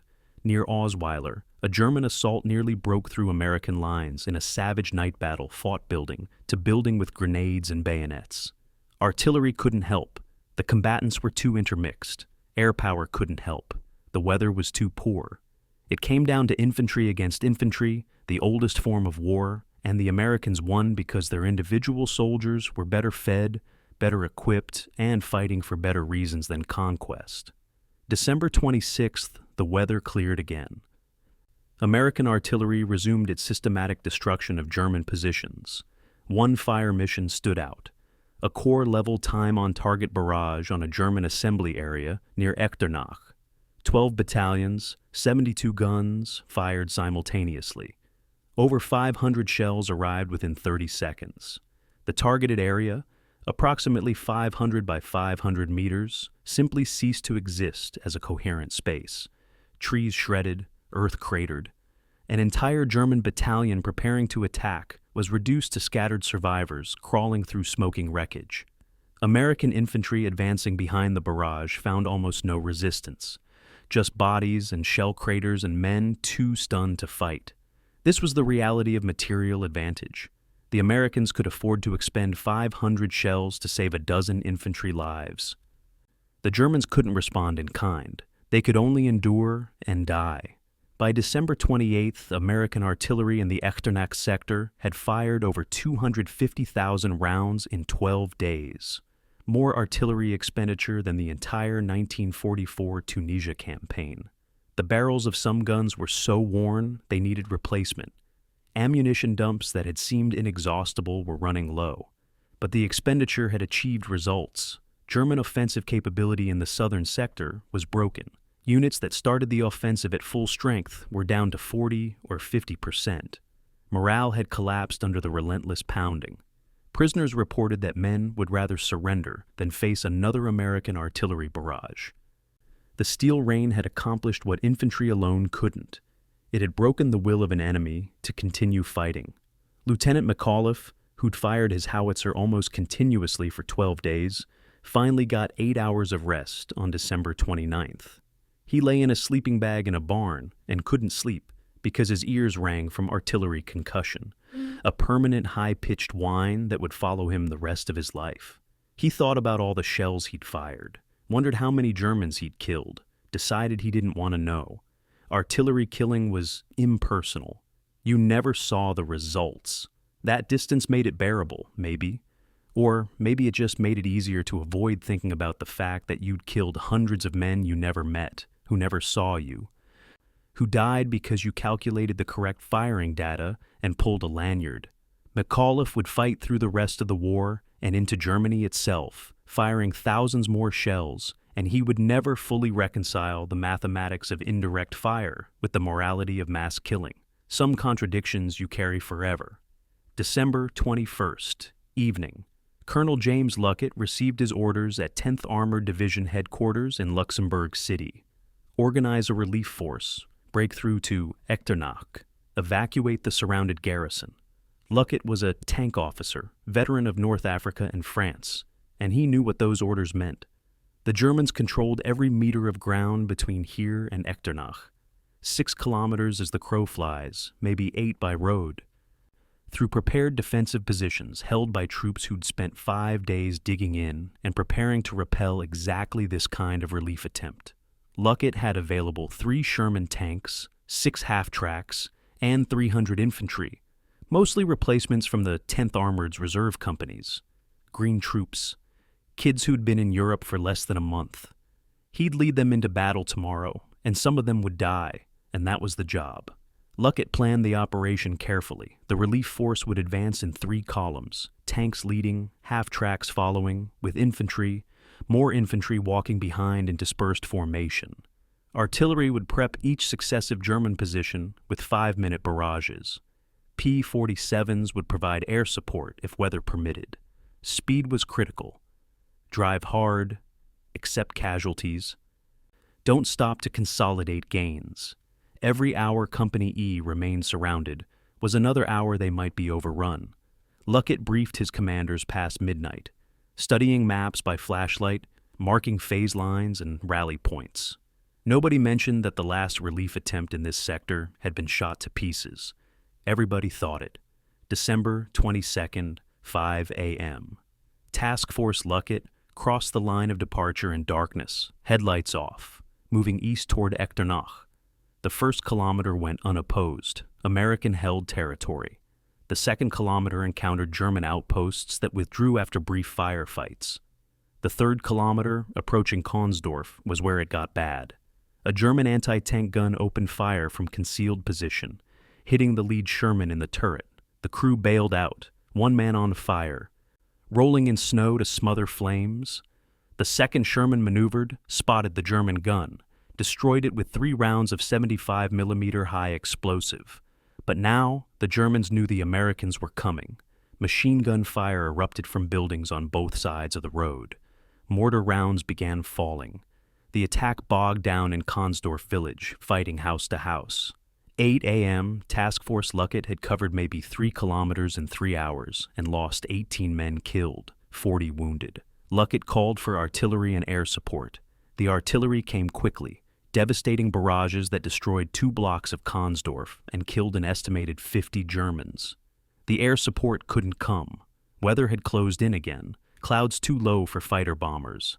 Luckett made the hard decision. Keep moving, even without air cover. Company E couldn't wait for perfect conditions. He reorganized his force, redistributed ammunition, left the damaged Sherman behind, and pushed forward.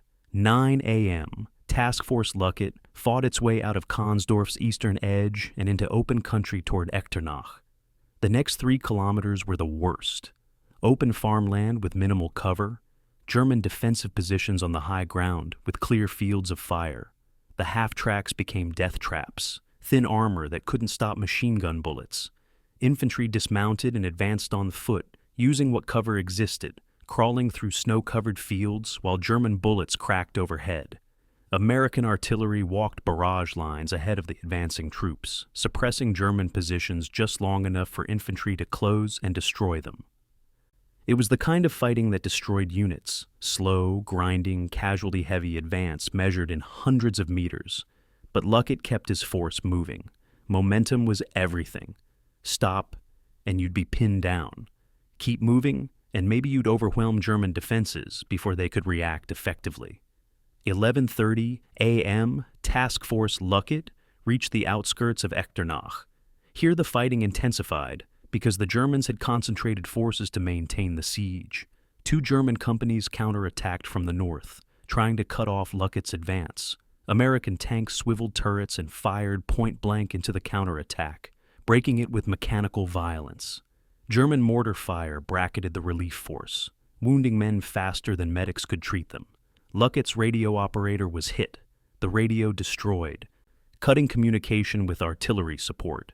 For 30 minutes, Task Force Luckett fought without artillery, just tanks and infantry, and the determination to complete the mission. Those 30 minutes cost 20 lives. 1 p.m., December 22nd. The lead Sherman tank, commanded by Sergeant William Price, crashed through a makeshift barricade into Echternach's town square. Price later described the moment. "We broke through this barricade, and suddenly we were in this square with this massive old church, and Americans started coming out of buildings looking like they'd been through hell." Captain Dupuy emerged from the basilica, blinking in the winter light, his uniform filthy and torn, his face gaunt from 6 days of siege. Price dismounted from his tank and shook Dupuy's hand. Nobody said much. What was there to say? Company E had held. Relief had arrived. Both sides had paid in blood for this moment. The evacuation began immediately. Company E's wounded went first, loaded onto half-tracks for the return journey. Then the walking wounded. Then the effective troops, moving in dispersed formation back toward American lines. Dupuy was among the last to leave, walking through the buildings his company had defended, seeing the damage, the bloodstains, the improvised graves. He'd lost 69 men here, 46 killed or missing, 23 wounded. The survivors marched west in a column that looked more like refugees than soldiers. Some men couldn't walk without support. Some were in shock, staring at nothing. All of them were exhausted beyond anything they'd experienced before. The 6-day siege had hollowed them out and filled the emptiness with memories they'd spend lifetimes trying to forget. Task Force Luckett began its return journey at 2 p.m., fighting the same German positions in reverse. The Germans, sensing the relief force was withdrawing, attacked with renewed intensity. The rear guard action cost another 12 lives, bringing Luckett's total casualties to 89 for the day's operation. Total casualties for the relief of Echternach, combining Task Force Luckett and Company E, over 150 men killed or wounded. Those numbers went into reports as operational costs, statistics to justify whether the mission succeeded. But each number was a specific person who'd woken up that morning and wouldn't wake up tomorrow. And the statistics couldn't capture the reality of that transformation from living human to battlefield casualty. December 22nd, evening. Company E reached American lines and was immediately pulled off the line, designated non-combat effective, sent to the rear for reconstitution. The men were given hot food, first hot food in 6 days, and most of them couldn't eat it because their stomachs had shrunk. They were given clean uniforms, and most didn't change because somehow the filthy ones felt safer, like armor you'd survived in and couldn't risk removing. They were given cots in a barn, and most couldn't sleep despite the exhaustion, because closing your eyes meant seeing the things you'd done and seen during the siege. Captain Dupuy sat outside the barn in the snow, smoking a cigarette, watching his men, understanding that he'd saved them by leading them into horror, and he'd never know if that trade was worth it. December 23rd, dawn. The relief of Echternach changed the nature of the battle, but didn't end it. American forces now held the town, but German forces still controlled the countryside around it. The 4th Division, reinforced by elements of the 10th Armored Division, began a methodical counteroffensive designed to restore the original front line. This wouldn't be blitzkrieg, this would be grinding, village by village, forest by forest, fighting through frozen terrain against an enemy that had nowhere to retreat. The Germans couldn't withdraw because Hitler had ordered every piece of ground held. The Americans couldn't stop attacking because letting the Germans consolidate positions meant more fighting later. So both sides ground against each other in battles where nobody wanted to be, but everybody had to stay. The weather turned savage. December 23rd saw temperatures drop to 10 degrees Fahrenheit, with wind chill making it feel like 20 below. Snow fell continuously, accumulating to knee depth in some areas. This wasn't weather for war. This was weather that killed you if you stayed still too long, froze your fingers if you didn't keep moving them, turned foxholes into frozen graves. American soldiers suffered frostbite and trench foot at horrifying rates, some companies reporting 15 to 20% casualties from cold injuries, as many as from combat. The Germans suffered worse because their winter equipment was inadequate and their supply lines were breaking down. Prisoners taken in late December were often suffering from frostbite, malnutrition, exhaustion. You could defeat them just by waiting for the cold to do your work. But waiting meant staying in the same brutal conditions, so you attacked anyway. The assault on Konsdorf Forest, December 24th. Company A, 8th Infantry Regiment, received orders to clear German positions from a square kilometer of pine forest between Konsdorf and Scheidgen. This was the kind of mission infantry hated, fighting in dense terrain with limited visibility, where ambush and close combat were inevitable. The company advanced in extended line, soldiers spaced 5 meters apart, moving through snow that muffled sound and hid obstacles. 200 meters into the forest, they hit prepared German positions. Machine guns sighted to create crossfire, rifle pits camouflaged with branches and snow. The fighting became individualized and savage, no coordination possible, just small unit actions, squads and fire teams maneuvering against German positions that appeared and disappeared in the pines. 4 hours later, Company A had advanced 400 meters and taken 32 casualties. They'd killed an estimated 60 Germans and captured 15. The forest was theirs, but the cost was unsustainable. Every meter gained meant casualties you couldn't replace because replacement pipelines were frozen by the winter weather and the general chaos of the bulge. The mathematics of attrition favored the Americans. They could sustain these casualty rates longer than the Germans, but at the squad and platoon level, the mathematics just meant watching your friends die for 400 meters of frozen pine forest. December 24th, evening, Christmas Eve. In some sectors, the fighting stopped. Informal truces emerged as soldiers on both sides realized this was Christmas, that maybe one night of not trying to kill each other was acceptable. An American patrol south of Echternach encountered a German patrol in a clearing. Both sides raised weapons, then lowered them. One of the Germans spoke English. "Is Christmas Eve. We go this way, you go that way, nobody shoots." The American patrol leader, a sergeant from Minnesota, thought about it and nodded. The patrols withdrew in opposite directions. Later, someone from regiment heard about it and chewed out the sergeant for fraternizing with the enemy. The sergeant accepted the reprimand and said he'd do it again. Some things mattered more than orders, but most sectors kept fighting. December 25th, Christmas Day, saw some of the most vicious combat of the entire battle. At Osweiler, a village between Echternach and Berdorf, German forces launched a surprise counterattack at dawn. They'd infiltrated during the night, assembled in basements and behind walls, waited for first light. The attack hit American positions with grenades and automatic weapons fire at point-blank range. Room-to-room fighting through the village lasted 6 hours. No artillery support possible. The combatants were too intermixed. Just infantry killing infantry with rifles and grenades and bayonets. American reinforcements arrived by noon and slowly pushed the Germans back. By evening, Osweiler was American-held again. 103 casualties, 64 American, 39 German, though the German count was incomplete because many wounded had been dragged away during the fighting. Christmas Day, 1944, spent killing each other in a village nobody had heard of before the war, and nobody would remember after. December 26th brought renewed American attacks aimed at relieving Company B at Berdorf. The mill still held, 47 men clinging to life, out of ammunition, surviving on captured German supplies and stubbornness. An entire company from the 10th Armored Division, reinforced with tanks and tank destroyers, pushed east from Luxembourg City. The Germans resisted with everything remaining: anti-tank guns, mines, infantry, and prepared positions. The Americans advanced 800 meters on December 26th. The fighting was methodical, almost mechanical. Artillery barrage, infantry assault, consolidate position, repeat. Each cycle took 2 to 4 hours and cost lives. But the Americans could sustain this pace because they had artillery ammunition and replacements. The Germans couldn't because they had neither. December 27th, early afternoon. Lead elements of the relief force reached Berdorf. Lieutenant Leek and his 47 survivors walked out of the Pfaffenmühle after 11 days of siege.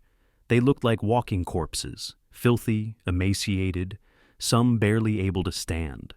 Leek reported to the relief force commander and gave a concise situation report. Company B had held the mill and the bridge despite 11 days of attack. Suffered 131 casualties, was no longer combat effective. The relief force commander, a major who'd been in combat for 6 months and thought he'd seen everything, later said Leek's company was the most destroyed unit he'd ever seen, still functioning as a military organization. That they'd held for 11 days wasn't military science. It was something else, something about human beings refusing to accept defeat, even when defeat was rational. December 28th saw the last major German attack in the Echternach sector. The 212th Volksgrenadier Division, now at 40% strength, launched a final assault, attempting to retake Echternach. The attack was doomed from inception. attacking with depleted forces against prepared positions supported by overwhelming artillery and air power. But the division commander had been ordered to take Echternach or be relieved, so he ordered the attack. 3 battalions went forward into American fire. The Americans didn't even need infantry to stop them. Artillery alone shattered the attack before it came within 200 meters of American positions. An estimated 400 German casualties in 30 minutes. After that, the attack just stopped. Units that should have continued advancing simply refused. Officers couldn't get men to leave cover. The 212th VGD had reached its breaking point. 2 days later, the division was withdrawn from the line, redesignated as non-combat effective, and sent to rear areas for reconstitution. It had ceased to exist as a functioning military organization. By December 31st, the Echternach sector had stabilized. American forces held Echternach, Berdorf, and most of the territory between. The Germans held a shrinking pocket east of the towns, compressed against the Sûre River. The front line was roughly where it had been on December 15th, before the offensive began. 2 weeks of fighting had accomplished nothing except casualties. American losses estimated at 4,000 killed, wounded, and missing in the 4th Division alone. German losses estimated at 7,000 in the units that attacked the 4th Division sector. 15 days of brutal combat for no territorial change. But territory wasn't the point anymore. The point was that the southern shoulder had held, preventing the German offensive from widening south, forcing it into a narrow salient that could be attacked from both flanks. Strategic victory achieved through tactical stalemate and enormous sacrifice. December 20th, 10 a.m. Supreme Headquarters Allied Expeditionary Force, Versailles, France. General Dwight Eisenhower stood over a map table studying the German offensive with growing understanding. For 4 days, the situation had been chaos. Fragmentary reports, contradictory intelligence, units appearing and disappearing from the map as communications failed and restored. Now, with 4 days of information accumulated, a pattern emerged. The German offensive formed a westward bulge. The bulge, soldiers were already calling it, approximately 80 kilometers wide at its base, pushing 40 kilometers deep toward the Meuse River. But critically, the bulge's shoulders remained anchored. In the north, American forces at Elsenborn Ridge held. In the south, the 4th Division at Echternach held. The Germans had achieved penetration, but not breakthrough. They'd created a salient, not a collapse. Eisenhower's chief of operations, British General Kenneth Strong, pointed at the map's southern edge. The 4th Division, sir, took the initial attack here, held Echternach and Berdorf, prevented expansion south. If they'd collapsed, Strong traced his finger south on the map, showing how German forces could have widened the offensive by 30 or 40 kilometers. The entire salient would be twice as wide, would give the Germans operational room to maneuver armor, turn north, roll up other positions. Eisenhower nodded slowly. He'd been preparing to relieve the 4th Division's commander, thinking they'd failed by allowing the initial German penetration. Now he understood they'd succeeded by limiting that penetration. Sometimes success looked like failure when you measured the wrong things. The geometry of the southern shoulder determined the battle's outcome more than anyone realized at the time. Because Echternach and Berdorf held, the German 7th Army's offensive stalled within 10 kilometers of its start line. Because 7th Army stalled, it couldn't protect the southern flank of the main German thrust toward Bastogne and the Meuse. This forced German planners to commit reserves from the main effort to shore up the southern flank. Those reserves came from 5th Panzer Army, which was supposed to be driving toward the Meuse bridges. Every division sent south was one fewer division pushing west. The strategic offensive gradually consumed itself through these internal contradictions. Forced by the fact that small American units in forgotten towns refused to collapse on schedule. December 22nd became the critical day for understanding Echternach's strategic importance. That morning, General George Patton's 3rd Army began its famous 90-degree wheel northward, pivoting from offensive operations in the Saar to relief operations toward Bastogne. This maneuver, moving an entire army through winter weather, reorienting from south to north, covering 80 kilometers in 3 days, became legendary as an example of Patton's aggressive genius. But the maneuver was only possible because Patton's southern flank remained secure. The 4th Division, holding from Echternach north to Diekirch, anchored Patton's right flank. If Echternach had fallen, if German forces had penetrated toward Luxembourg City, Patton would have needed to commit forces to protect his flank instead of driving toward Bastogne. The relief of Bastogne would have been delayed, possibly failed. The entire cascade of events that led to the Bulges' defeat began with the 4th Division holding ground in places like Echternach and Berdorf. Contemporary German commanders understood this better than American ones. Heinz Kokott, commanding the 26th Volksgrenadier Division at Bastogne, wrote in his post-war memoir, "If the southern shoulder at Echternach had collapsed in the first 48 hours, we could have widened our attack front by 30 kilometers. The American 4th Division's resistance there prevented us from bringing our full strength to bear at Bastogne. We were fighting through a bottleneck when we should have had room to maneuver." Kokott's division fought the famous siege of Bastogne, but he recognized that the siege would have ended differently if the Germans had more operational space created by success at Echternach. The strategic analysis extended beyond the immediate tactical situation. Post-war studies by the U.S. Army Historical Division concluded that the German offensive's failure resulted from several factors: Allied air superiority once weather cleared, insufficient German fuel reserves, lack of German reserves for exploiting breakthroughs. But underneath all those factors was a simpler reality. The Germans needed to achieve breakthrough on a wide front to create room for mechanized exploitation. They achieved penetration, but not breakthrough because the shoulders held. Elsenborn Ridge in the north, Echternach in the south, these became the anvils against which the German offensive hammered itself to pieces. January 2nd, 1945. Hitler held a conference at his headquarters, reviewing the offensive's progress. Maps showed the bulge extending 40 kilometers into Allied territory, impressive on paper, but the briefing officers had to admit that the offensive had stalled. No crossing of the Meuse River achieved. Bastogne still holding, despite being surrounded. And critically, American counterattacks beginning to squeeze the salient from both north and south. Hitler asked about the southern shoulder. Why hadn't 7th Army widened the attack south? The answer, that American forces at Echternach and Berdorf had held despite overwhelming attack, infuriated him. He ordered renewed attacks to break the southern shoulder. Those attacks, when they came in early January, failed disastrously. The moment for breakthrough had passed. Now the Germans would be fighting to avoid encirclement. The British historian B.H. Little Hart, analyzing the bulge in his post-war writings, focused on the shoulders as decisive terrain. The German offensive was well conceived but poorly resourced. It required simultaneous breakthrough on a wide front to succeed. The Americans prevented this by holding key positions at the offensive shoulders. Once the shoulders held, the entire German plan became geometrically impossible.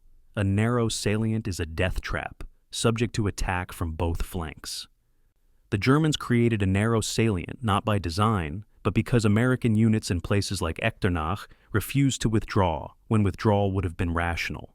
Hart's analysis, published in 1953, helped establish the modern understanding of Echternach's strategic significance. For the men who fought there, the strategic significance was invisible. They'd been defending buildings and bridges because those were their orders, because retreat seemed like failure, because you didn't abandon your wounded, because giving ground meant friends had died for nothing. Strategic importance was something staff officers discovered later, writing reports in warm offices far from frozen forests and burning towns. But the gap between what soldiers experienced and what strategists understood was the gap where history happened. Small units doing small unit things for small unit reasons, accidentally determining the outcome of armies and campaigns, and possibly the entire war in Western Europe. December 26th, Patton's forces reached Bastogne, breaking the siege. The relief was possible because 3rd Army could attack north with secure flanks, and those flanks were secure because divisions like the 4th held positions like Echternach. Patton got the credit, the headlines, the glory. The 4th Division got orders to continue holding their sector and prepare for future operations. Nobody at division level understood yet that they'd anchored one of the most important defensive battles of the war. That understanding would come later from historians and analysts, long after the men who did the fighting had gone home or died or simply tried to forget. December the 31st, 1944. The commander of the 212th Volksgrenadier Division sat in a basement command post near Echternach and wrote in his personal diary, "The division no longer exists as a fighting force. We began this offensive with 10,000 men. Today we have fewer than 4,000 combat effectives. Companies that started at 180 men now field 30 or 40. Machine gun sections have no machine guns. Artillery has almost no ammunition. The men are exhausted, frostbitten, defeated in spirit, if not officially in fact." He closed the diary and gave orders for the division to prepare for withdrawal. Those orders never came from higher headquarters. Hitler had forbidden retreat, but the commander knew what was coming. You couldn't sustain these casualty rates. Math would force the decision that leadership refused to make. The unraveling of German forces in the Echternach sector happened gradually, then suddenly. Through late December, the various Volksgrenadier divisions maintained some organizational coherence despite horrific casualties. Units attacked when ordered, held positions, fought with the discipline of professional soldiers. But every day eroded that capability a little more. Every killed officer meant less experienced leadership. Every destroyed machine gun meant less defensive firepower. Every day without adequate food or ammunition meant soldiers who questioned whether orders made sense anymore. Military organizations can sustain high stress for short periods. The 212th VGD had been under maximum stress since December 16th. 2 weeks was apparently the breaking point.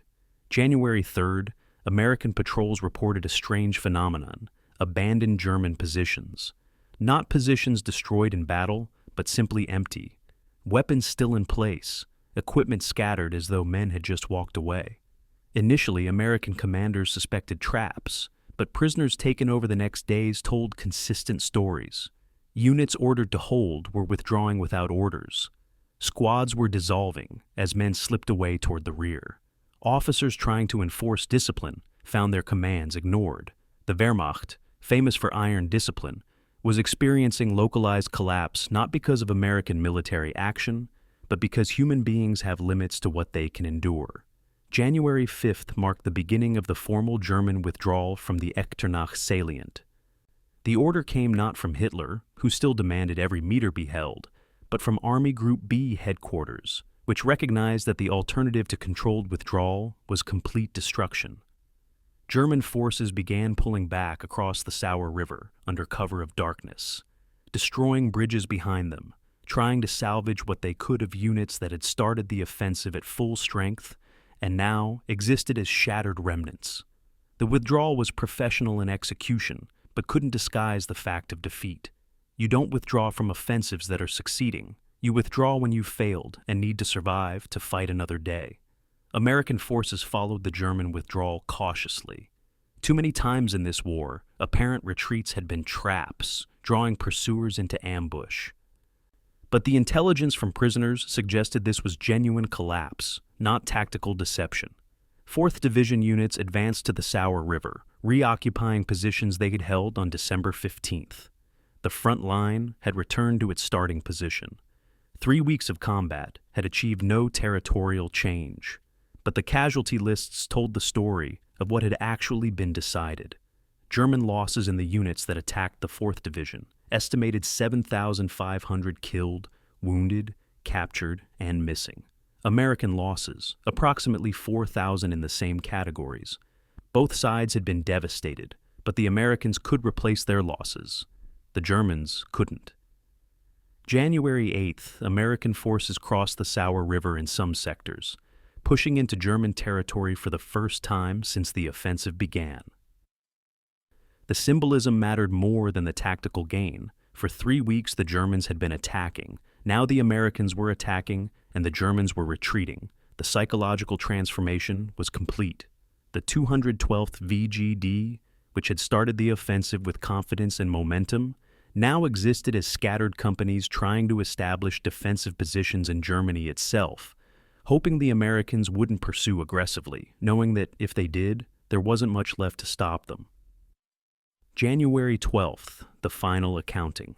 The 212th, the Volksgrenadier Division, withdrawn from front line and assessed at Corps headquarters, officially rated as non-combat effective. Strength, 3,800 men of the original 10,000.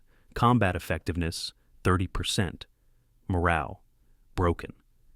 Equipment status, minimal heavy weapons remaining.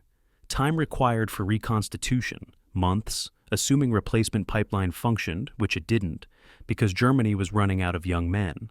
The division had ceased to exist as a functional military organization. It would remain on organizational charts, would be rebuilt with whatever human material Germany could scrape together, would fight again in February and March as Allied forces pushed into Germany. But it would never recover the capability it had possessed in early December. The division had been destroyed at Echternach, even though it continued to exist administratively. The 276th Volksgrenadier Division suffered similar fate.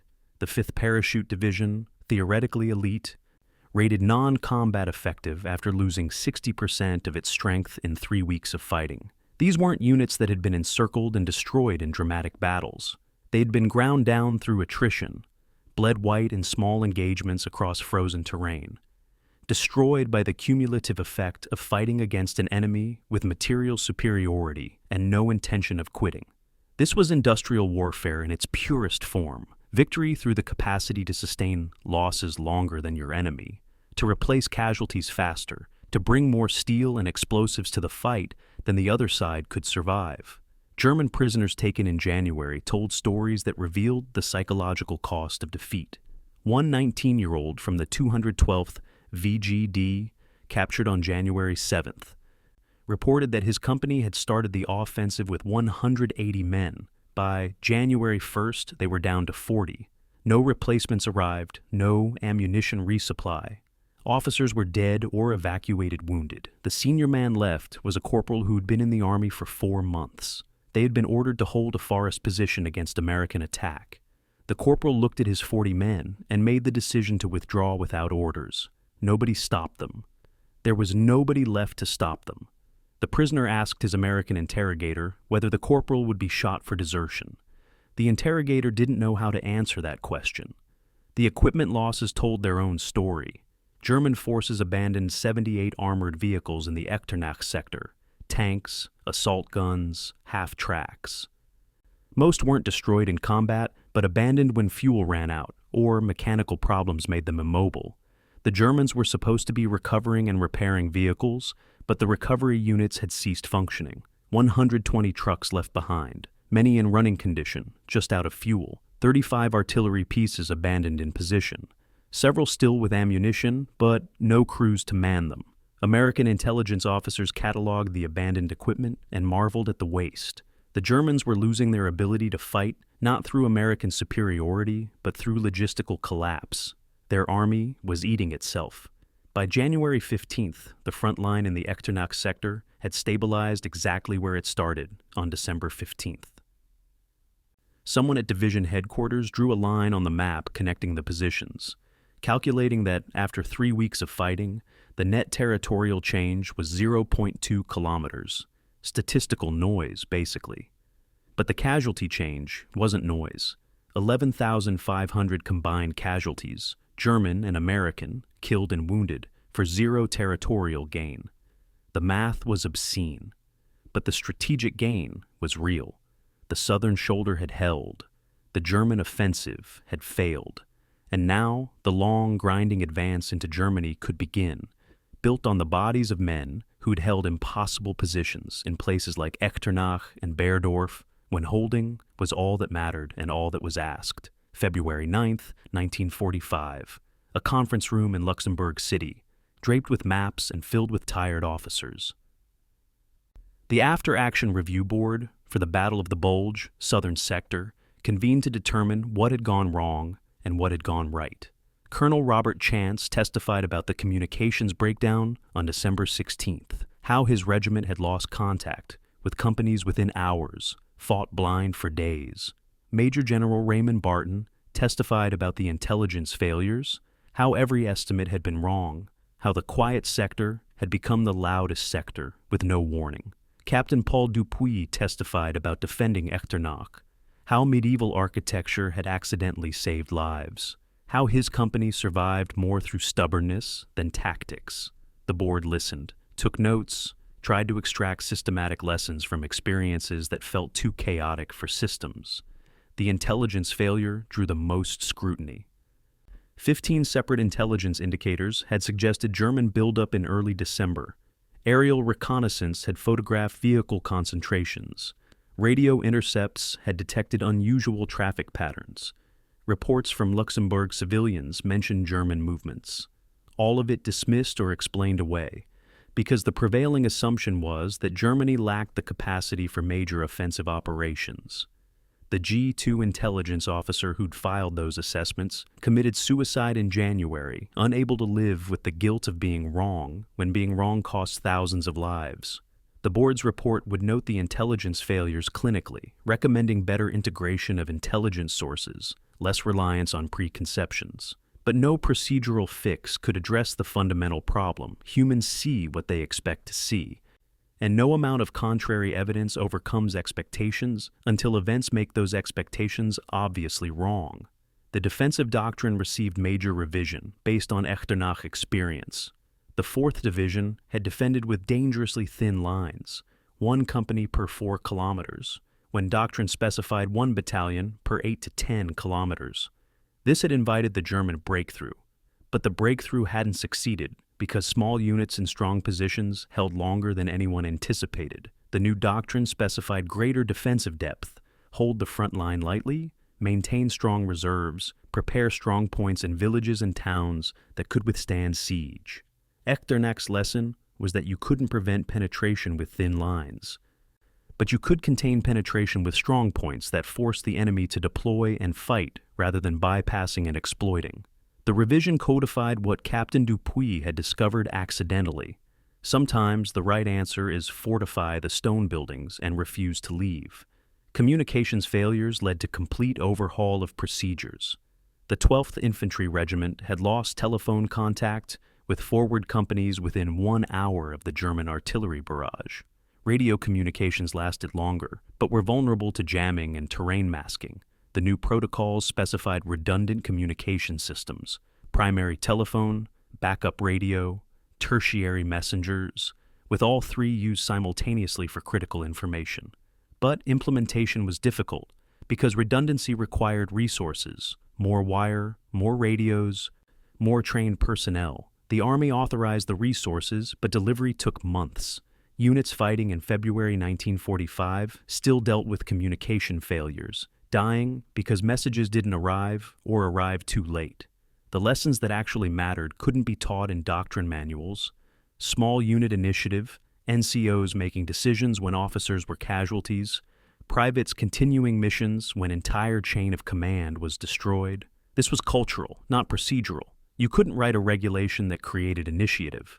It emerged from training that emphasized judgment over obedience, from selection processes that promoted problem solvers instead of order followers, from organizational culture that tolerated improvisation.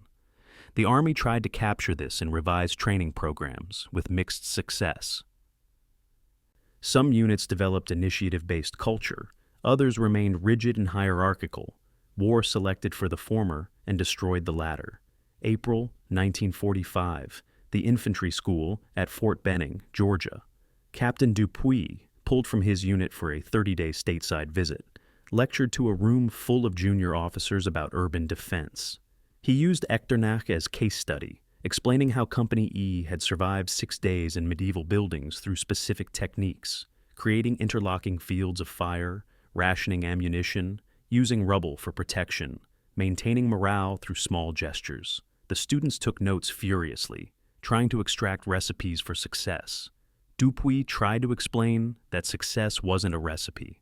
Success was making decisions under stress when you had incomplete information and no good options.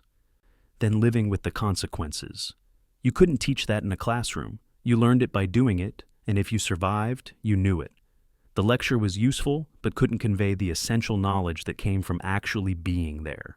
Summer 1945, the U.S. Army historian Forrest Pogue interviewed German commanders in POW camps, getting their perspective on the Ardennes Offensive. Oberst Franz Sensfuss, former operations officer of the 212th VGD, provided detailed assessment.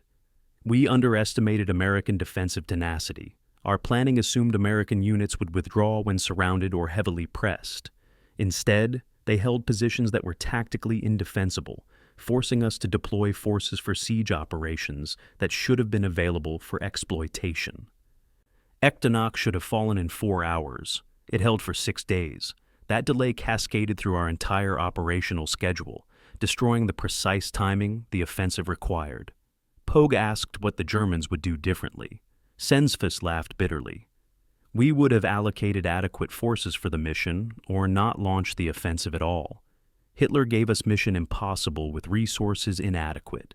No tactical brilliance overcomes strategic insanity." The debate about whether Echternach should have been held at such cost continued through post-war analysis. One school argued that defending the town was strategically unnecessary.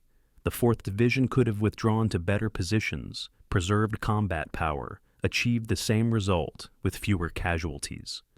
The counter-argument held that withdrawal would have created psychological momentum for the German offensive, possibly causing cascading failures elsewhere.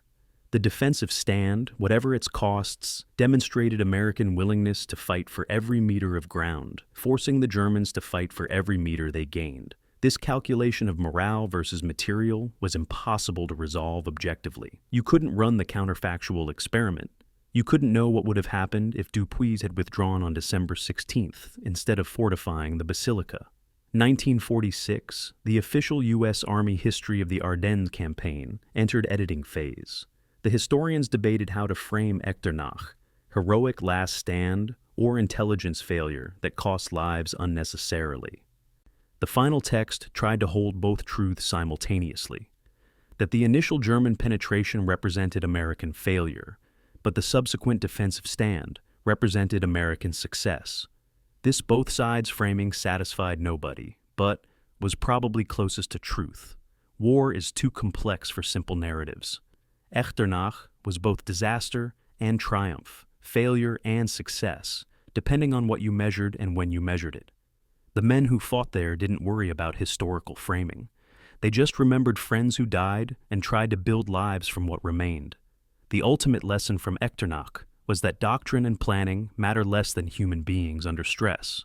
The 4th Division defended with wrong doctrine, failed intelligence, inadequate resources, broken communications, and still held, because individual soldiers made individual decisions to keep fighting when quitting was rational. You can't systematize that. You can't write regulations that guarantee it. You can train soldiers to high standards. You can build organizational culture that values initiative. You can select for courage and competence. But in the end, whether men hold or break under extreme stress remains irreducibly human, dependent on factors that defy systematic analysis. The Army studied Echternach for lessons and found the most important lesson was that human factors ultimately matter more than systems, which was frustrating because humans are harder to engineer than systems. January 19th, 1945. The Western Union telegram arrived at the Kuhn residence in Wilkes-Barre, Pennsylvania, at 2:15 in the afternoon. Clara Kuhn was baking bread when the delivery man knocked, and she knew before opening the envelope what it contained. The telegram format was familiar from neighbors who'd received them, formal War Department language that tried to soften the unsoftenable. "The Secretary of War desires me to express his deep regret that your son, Private First Class Robert J. Kuhn, died of wounds on 3 January 1945 in Luxembourg." Clara read it twice, carefully folded it, placed it on the kitchen table, and continued kneading the bread because stopping would make it real, and she wasn't ready for real yet. Robert had been 19 years old. He'd survived running 8 kilometers through enemy territory with a bullet in his shoulder. Then he died of infection 6 days after reaching safety because the field hospital had run out of sulfa drugs. The telegram didn't mention those details. It just said died of wounds, as though the manner of death didn't matter, only the fact of it. The casualty statistics for the 12th Infantry Regiment in the Echternach sector seemed abstract until you attach names to numbers. 250 killed in action between December 16th and January 15th. Not 250 casualties. 250 specific people who woke up one morning and didn't wake up the next.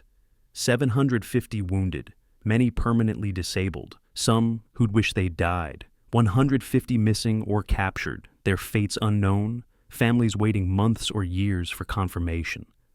The total, 1,150 casualties, represented 38% of the regiment's strength.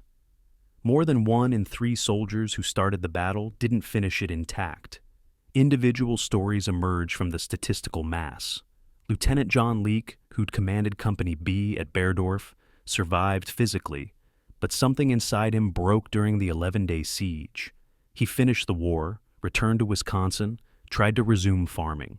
But he couldn't sleep without nightmares, couldn't handle loud noises, couldn't relate to civilians who asked cheerfully how the war was. In 1953, his wife found him dead in the barn, self-inflicted gunshot wound. The death certificate said suicide. His widow said the war killed him, just took 8 years to finish the job. Company B's casualties officially numbered 131 during the battle. Leake became 132 if you counted honestly about what combat does to people. March 1945, Luxembourg. The American military cemetery at Luxembourg City began receiving permanent burials, soldiers who'd been temporarily interred near battlefields now brought to permanent resting places. 72 soldiers from the Echternach sector arrived in flag-draped coffins for burial with full military honors.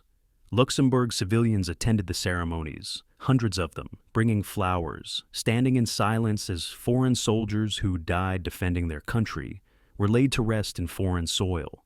The cemetery would eventually hold 5,076 American burials, most from the Battle of the Bulge, rows of white crosses and stars of David stretching across 13 hectares of maintained grass. But not everyone came home, even to military cemeteries. Private Henry Tannenbaum, Company E, went missing on December 18th during a German assault on the Basilica. He was listed as missing in action, then presumed dead when no POW records surfaced after Germany's surrender. His family in New York received condolences and a Purple Heart, but no body, no confirmation, just the terrible ambiguity of missing. 74 years later, in 2019, hikers in the forest near Echternach found human remains. DNA analysis identified them as Tannenbaum. He'd apparently been hit by artillery, blown into a crater, and buried by subsequent explosions. His remains were repatriated to the United States and buried at Arlington National Cemetery with full honors. His younger sister attended the funeral. She was 91 years old. She'd waited her entire life to bring her brother home. The German casualties were harder to document because German record-keeping collapsed toward war's end, and many records were destroyed. Best estimates suggested the units attacking the 4th Division sector suffered 7,500 casualties, killed, wounded, captured, missing. Many were buried in hasty graves near where they fell. Some bodies were never recovered. The German military cemetery at Sandweiler, Luxembourg, holds 4,700 German soldiers, many of them from the Bulge fighting. Unlike the American cemetery with its uniform markers, the German cemetery has irregular stones, mixed Christian crosses and bare stones, reflecting the chaos of German collapse. The graves are tended by local volunteers because the German government lacks resources for maintaining foreign cemeteries. Luxembourg civilian casualties numbered 89 dead in the Echternach sector, killed by artillery fire, trapped in collapsing buildings, caught in crossfire between opposing forces, 400 homes destroyed or damaged beyond habitability, entire families displaced, living with relatives or in refugee centers through the winter of 1944 to 45. These civilians hadn't chosen to be on the battlefield. War arrived uninvited and destroyed their lives as thoroughly as it destroyed soldiers' lives. But they received less recognition because they weren't in uniform when their worlds ended. The psychological casualties defied accounting. A 1957 study by the Veterans Administration tracked Echternach survivors and found 15% developed diagnosable post-traumatic stress disorder, though the term didn't exist yet. The condition was called combat fatigue, or nervous exhaustion, or sometimes just adjustment problems. Symptoms included nightmares, hypervigilance, inability to maintain employment, substance abuse, violent outbursts. Many veterans self-medicated with alcohol. Some ended up homeless. A few committed suicide years after the war ended. The VA attempted treatment with limited success. How do you treat someone whose nervous system learned that stone buildings explode and friends die without warning? How do you convince someone they're safe when their experience taught them safety is illusion? Captain Dupuis survived the war, returned to civilian life, became a high school teacher in New Jersey. He never spoke about Echternach with his family, never attended reunions, declined interviews with historians. In 1978, his daughter found his wartime diary in the attic while cleaning. She read about the six-day siege, the casualties, her father's belief on December 17th that relief wouldn't come, and he decided to fight anyway, knowing it was probably futile. She confronted him with the diary, asking why he'd never mentioned this. Dupuis took the diary, burned it in the backyard fireplace, and said, "Because some things are too dark to share with people who weren't there." He died in 1994 without ever discussing Echternach publicly. The darkness stayed with him until the end. The accounting of cost and benefit remained impossible to calculate objectively. Was holding Echternach worth 69 Company E casualties, plus the 89 casualties of Task Force Luckett, who relieved them? Was preventing German breakthrough worth 1,150 regimental casualties? The strategic analysts said yes, arguing that the defensive stand prevented wider German penetration, anchored the southern shoulder, contributed to the offensive's failure. The humanistic answer said, no number of strategic benefits justifies the specific human costs, that each casualty represented a universe of experience and potential destroyed for political objectives that might or might not have been achievable through different means. Both answers were true. Both answers were incomplete.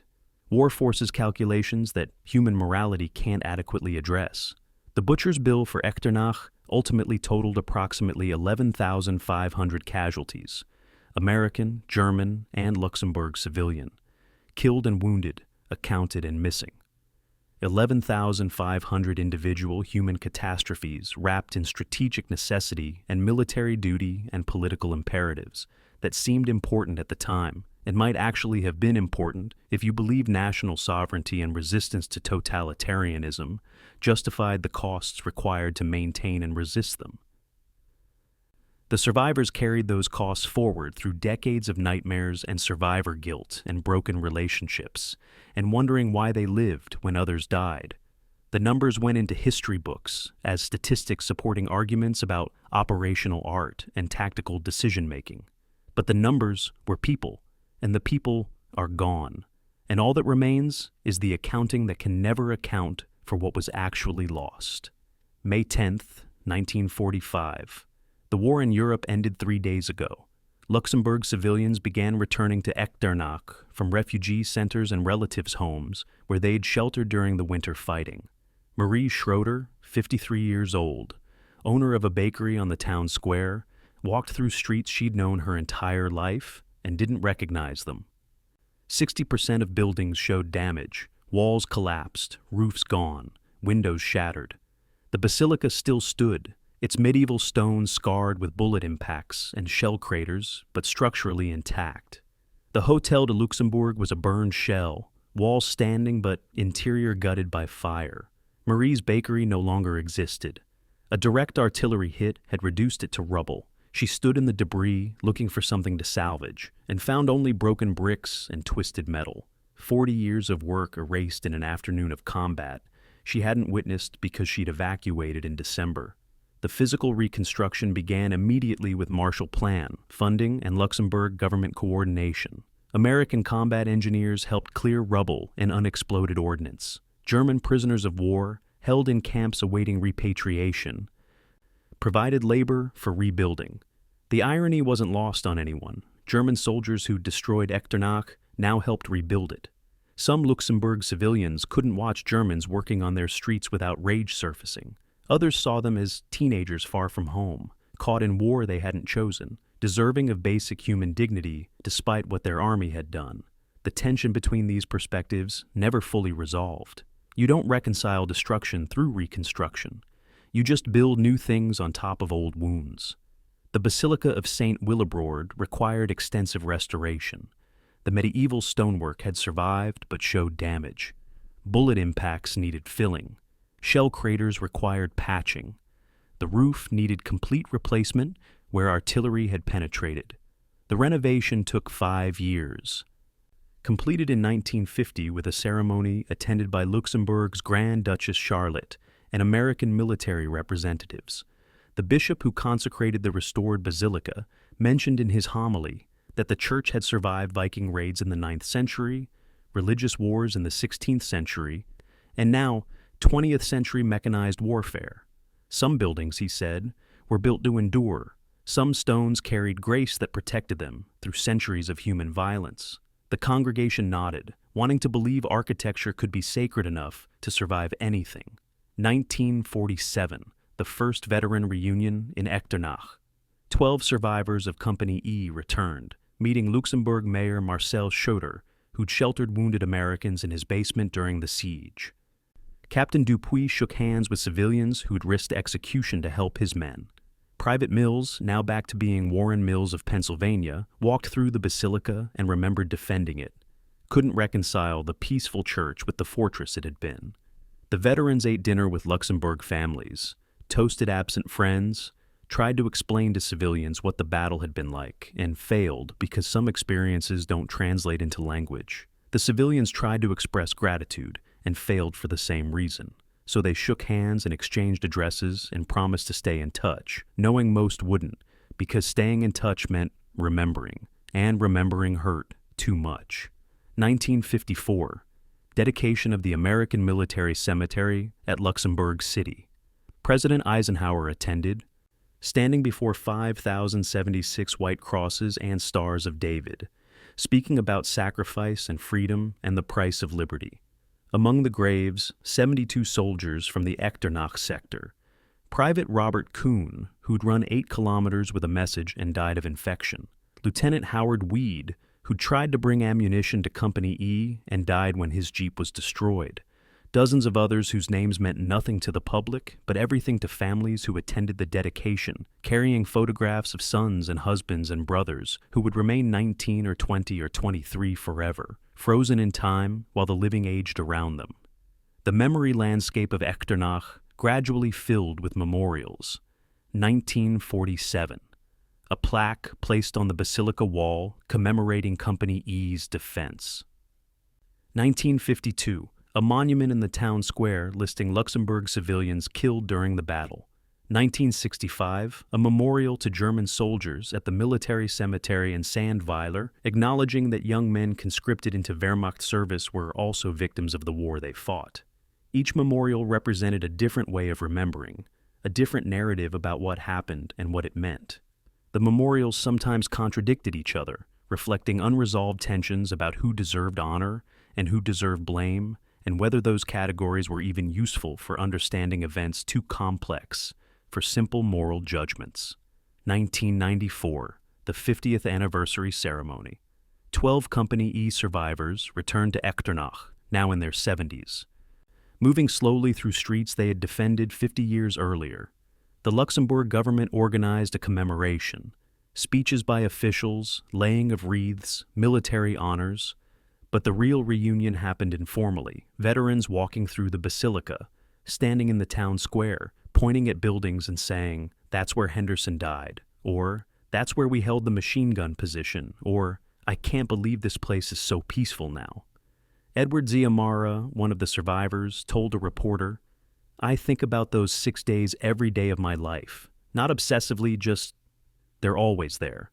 I'll be doing something completely unrelated, and suddenly I'm back in that basement with the wounded, hearing the shells hit above us. 50 years, and it's still that vivid." The veterans noticed changes and continuities. The basilica had been restored beautifully, looking perhaps better than it had in 1944. But The Hôtel de Luxembourg was gone, replaced by modern construction. Some streets had been completely reconfigured. The town was prosperous, clean, peaceful.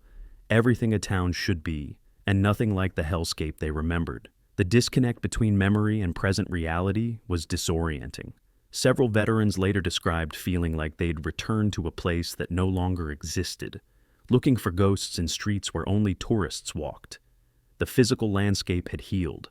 The psychological landscape remained permanently scarred for those who'd experienced it. 2005, establishment of sister city relationships between Echternach and several American towns connected through soldiers who'd fought there. Student exchange programs began, bringing American teenagers to Luxembourg to learn about the battle, bringing Luxembourg teenagers to America to understand where their liberators came from. The programs were well-intentioned, but struggled with the challenge of making history meaningful to generations who'd grown up in peace. How do you convey what combat means to 17-year-olds whose biggest stress is college applications? The educators tried through personal stories, through walking battlefields, through reading letters and diaries. Some students connected emotionally. Others remained politely detached. You can't force historical empathy. It emerges or it doesn't. 2019, The Last Survivor. Edward Jamara died at age 96 in a nursing home in Florida.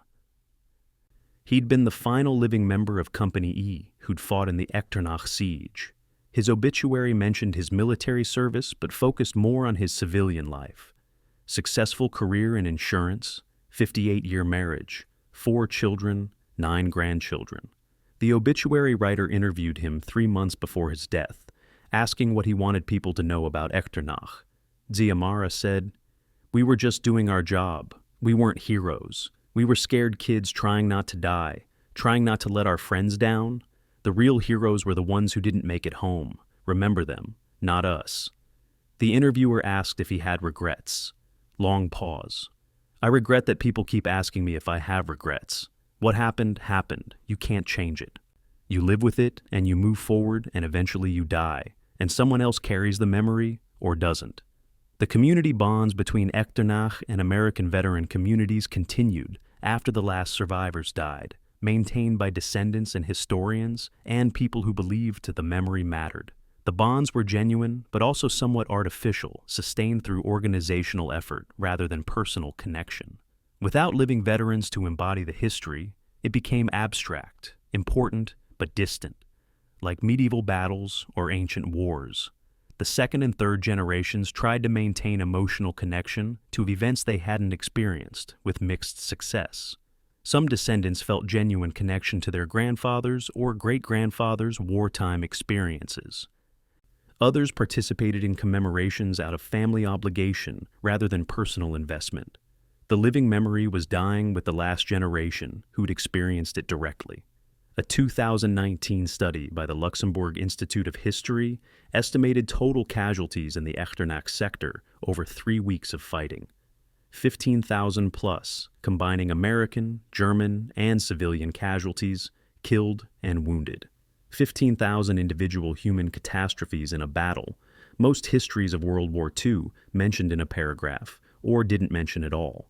The study noted that Echternach received far less historical attention than Bastogne, despite comparable strategic importance and casualty levels. The explanation seemed to be that Bastogne had a general, McAuliffe, and a famous quote, "nuts," and better access for journalists during the battle. Echternach had captains and lieutenants, happened in relative obscurity, and only revealed its importance through post-war analysis. History remembers what it can package into narrative, not necessarily what matters most. The reconstruction of Echternach was complete by 1952, 7 years after war's end. 400 destroyed or damaged homes rebuilt, infrastructure restored.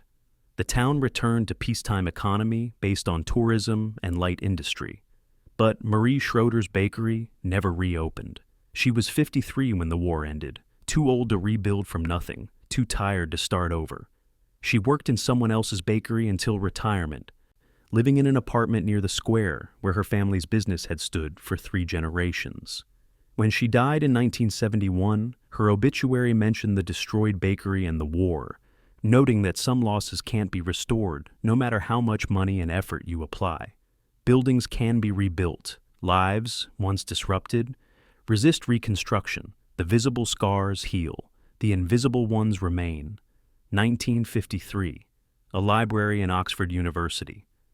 British military historian B.H. Little Hart sat surrounded by documents from the Ardennes campaign, American after-action reports, German operational orders, personal accounts from soldiers on both sides. He was writing a chapter on the Battle of the Bulge for his comprehensive history of World War II, trying to understand why Hitler's last great offensive failed. The standard explanation focused on Allied air superiority once weather cleared, German fuel shortages, inadequate reserves. But Little Hart kept returning to the maps, showing the offensive's southern shoulder. The German penetration had been contained geometrically, forced into a narrow salient vulnerable to counterattack from both flanks. That geometric containment began at places like Echternach and Elsenborn Ridge, where small American units held against overwhelming attack. Little Hart wrote in his notes, "The shoulder that held the bulge was built from the stones of this medieval town. The strategic significance of Echternach became clearer with historical distance. Immediately after the battle, it seemed like a local action, important to participants but not decisive to the war's outcome. By the 1950s, analysts recognized that preventing the southern shoulder's collapse had constrained the entire German offensive. By the 1980s, military historians were using Echternach as a case study in defensive operations, teaching it at staff colleges as an example of how small unit actions determine operational outcomes. The evolution of understanding illustrated how historical importance sometimes only becomes visible with perspective. The men who fought at Echternach didn't know they were fighting a strategically decisive battle. They were defending buildings because those were their orders. History supplied the significance retroactively. 1984, German General Franz Sensfuss granted a rare interview to an American historian researching the Ardennes campaign. Sensfuss, 92 years old, living in quiet retirement in Bavaria, had been operations officer for the 212th Volksgrenadier Division during the offensive. Asked about Echternach, he said, "We underestimated the Americans. Our planning assumed they would behave rationally, withdraw when surrounded, retreat when threatened with annihilation. Instead, they fought from positions that were tactically indefensible, holding buildings for days past the point when military logic dictated surrender or withdrawal. This was not rational behavior by German standards, but it was effective behavior. It destroyed our schedule, forced us to commit forces to sieges instead of exploitation, gave American higher command time to organize counterattacks. We thought Americans were soft, that they valued individual lives too much to fight desperately. Echternach proved we were catastrophically wrong. The counterfactual question haunted strategic analysis. What if Echternach had fallen on December 16th as planned? Wargaming exercises in the 1990s attempted to model this scenario. If Echternach falls quickly, German forces have an additional 10 to 15 kilometers of operational space on the southern shoulder. That additional space allows more divisions to deploy, creates room for armor to maneuver, potentially threatens Luxembourg City. If Luxembourg City falls or becomes threatened, Patton's Third Army must commit forces to defend it instead of pivoting north toward Bastogne. The Bastogne relief is delayed by 3 to 5 days minimum. 3 to 5 days might mean Bastogne falls before relief arrives. If Bastogne falls, the German offensive achieves a significant operational success, even if it doesn't reach ultimate objectives. The cascade of consequences suggests that Echternach's defense might have been more strategically important than Bastogne's, though Bastogne received infinitely more historical attention. 1994, Symposium at West Point on the Battle of the Bulge's 50th anniversary. Military historians debated Echternach's lessons for modern warfare. One school argued that Echternach demonstrated the continuing importance of defensive strongpoints in urban terrain, that even modern precision weapons couldn't easily reduce determined defenders in solid structures. The counter-argument held that Echternach was an artifact of 1944 technology, that modern precision-guided munitions would destroy medieval buildings as easily as wooden structures, making the specific lessons obsolete. The debate couldn't be resolved empirically. You can't refight Echternach with modern weapons to test the hypothesis. So, the argument remained theoretical, with each side marshalling evidence that supported their preferred interpretation. The leadership lessons from Echternach proved more enduring than tactical lessons. Captain Dupuy's decision to defend the town, Lieutenant Leake's decision to hold the mill, the countless small unit decisions to keep fighting when surrender or withdrawal would have been reasonable. These illustrated principles about courage, initiative, and moral resilience that transcended specific technologies or tactics. The Army tried to capture these principles in leadership doctrine, with limited success. You can teach leadership techniques. You can't teach the specific quality that makes someone decide to hold impossible positions against overwhelming odds because surrendering would mean failing your mission and your men. That quality emerges from character, and character formation is as much about who people are before the military gets them as what the military does with them afterward. 2014, discovery of Captain Dupuy's wartime diary and family papers after his daughter's death. The diary hadn't been completely destroyed as she'd thought, only the later pages burned. The first 3 days of the siege remained, written in pencil on pages torn from a ration book. December the 17th entry. 3rd day surrounded. Ammunition critically low, no sign of relief. Radio contact established briefly this morning, but weather prevents resupply or evacuation. The men are holding, but I can see exhaustion setting in. I don't believe relief will come in time. I've decided we'll fight anyway because surrendering means the Germans get the town and everything we've sacrificed becomes meaningless. I'll probably die here. That's acceptable if the mission succeeds. What bothers me is knowing some of my men will die because I made this decision. Command is choosing who dies. I don't know if I can live with that knowledge, which is ironic because I probably won't live to face it. The diary provided insight into command psychology that after-action reports couldn't capture. Dupuy hadn't defended Echternach out of blind obedience or tactical calculation. He'd made a conscious decision knowing it would cost lives, including possibly his own, accepting those costs because the alternative, surrender, seemed worse than death. This was the essence of military leadership at its most extreme, choosing death over failure, making that choice not just for yourself, but for subordinates who trusted you to make sound decisions. The burden of that choice had haunted Dupuy for 50 years until his death. Understanding that burden changed how historians interpreted the defense of Echternach. It wasn't just a tactical success, it was a moral choice with moral costs that continued long after the tactical situation resolved. 2024. Virtual reality reconstruction of the Echternach battle used in modern officer training. Using historical documents, battlefield archaeology, and survivor accounts, military historians created an immersive simulation allowing officers to experience the siege from multiple perspectives. Dupuy in the basilica, Leake at the mill, German assault commanders trying to take the positions. The technology allowed experiential learning impossible through traditional instruction. Officers could make decisions under simulated stress, experience the consequences, analyze their choices afterward. The simulations weren't perfect, couldn't fully replicate fear or exhaustion or the moral weight of casualties, but they created engagement with history that traditional lectures couldn't match. The ultimate verdict of history on Echternach's significance remained contested but generally favorable. Most historians agreed that the defensive stand contributed meaningfully to the Bulges' defeat by anchoring the southern shoulder and preventing the offensive from widening. Some argued the contribution was decisive. Others thought it was important but not decisive, that the offensive would have failed anyway due to fuel shortages and air superiority once weather cleared. The debate couldn't be resolved definitively because historical causation is too complex for proof. Too many factors, too many contingencies, too many places where small changes might have created large effects. But even historians who minimized Echternach's strategic importance acknowledged the tactical achievement. Small units holding against overwhelming odds through courage and stubbornness, and the simple refusal to give up.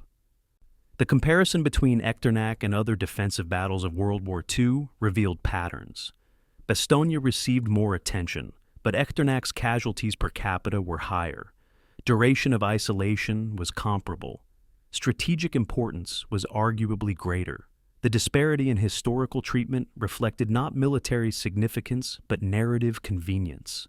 Bastogne had better quotes, more famous commanders, easier access for journalists. Elsenborn Ridge in the northern shoulder received even less attention than Echternach, despite comparable importance. The historical record privileged certain battles because they fit existing narratives about heroism and command while marginalizing others that didn't fit as neatly. This didn't mean Bastogne was less important. It meant Echternach was more important than its historical profile suggested. What we owe to those who held the line remained an unanswerable question that successive generations tried to answer anyway. The material debt, pensions, healthcare, memorial services, was easy to calculate and deliver, though even that proved politically contested. The moral debt was harder because it involved obligations that couldn't be quantified. Remembering accurately instead of mythologizing, teaching honestly about costs instead of celebrating only victories, acknowledging that strategic necessities required human sacrifices that shouldn't be celebrated even when they should be honored. The generations who inherited peace bought with others' blood struggled with how to honor that transaction without glorifying war or minimizing sacrifice. The final accounting of Echternach's meaning couldn't be separated from the broader accounting of World War II's meaning.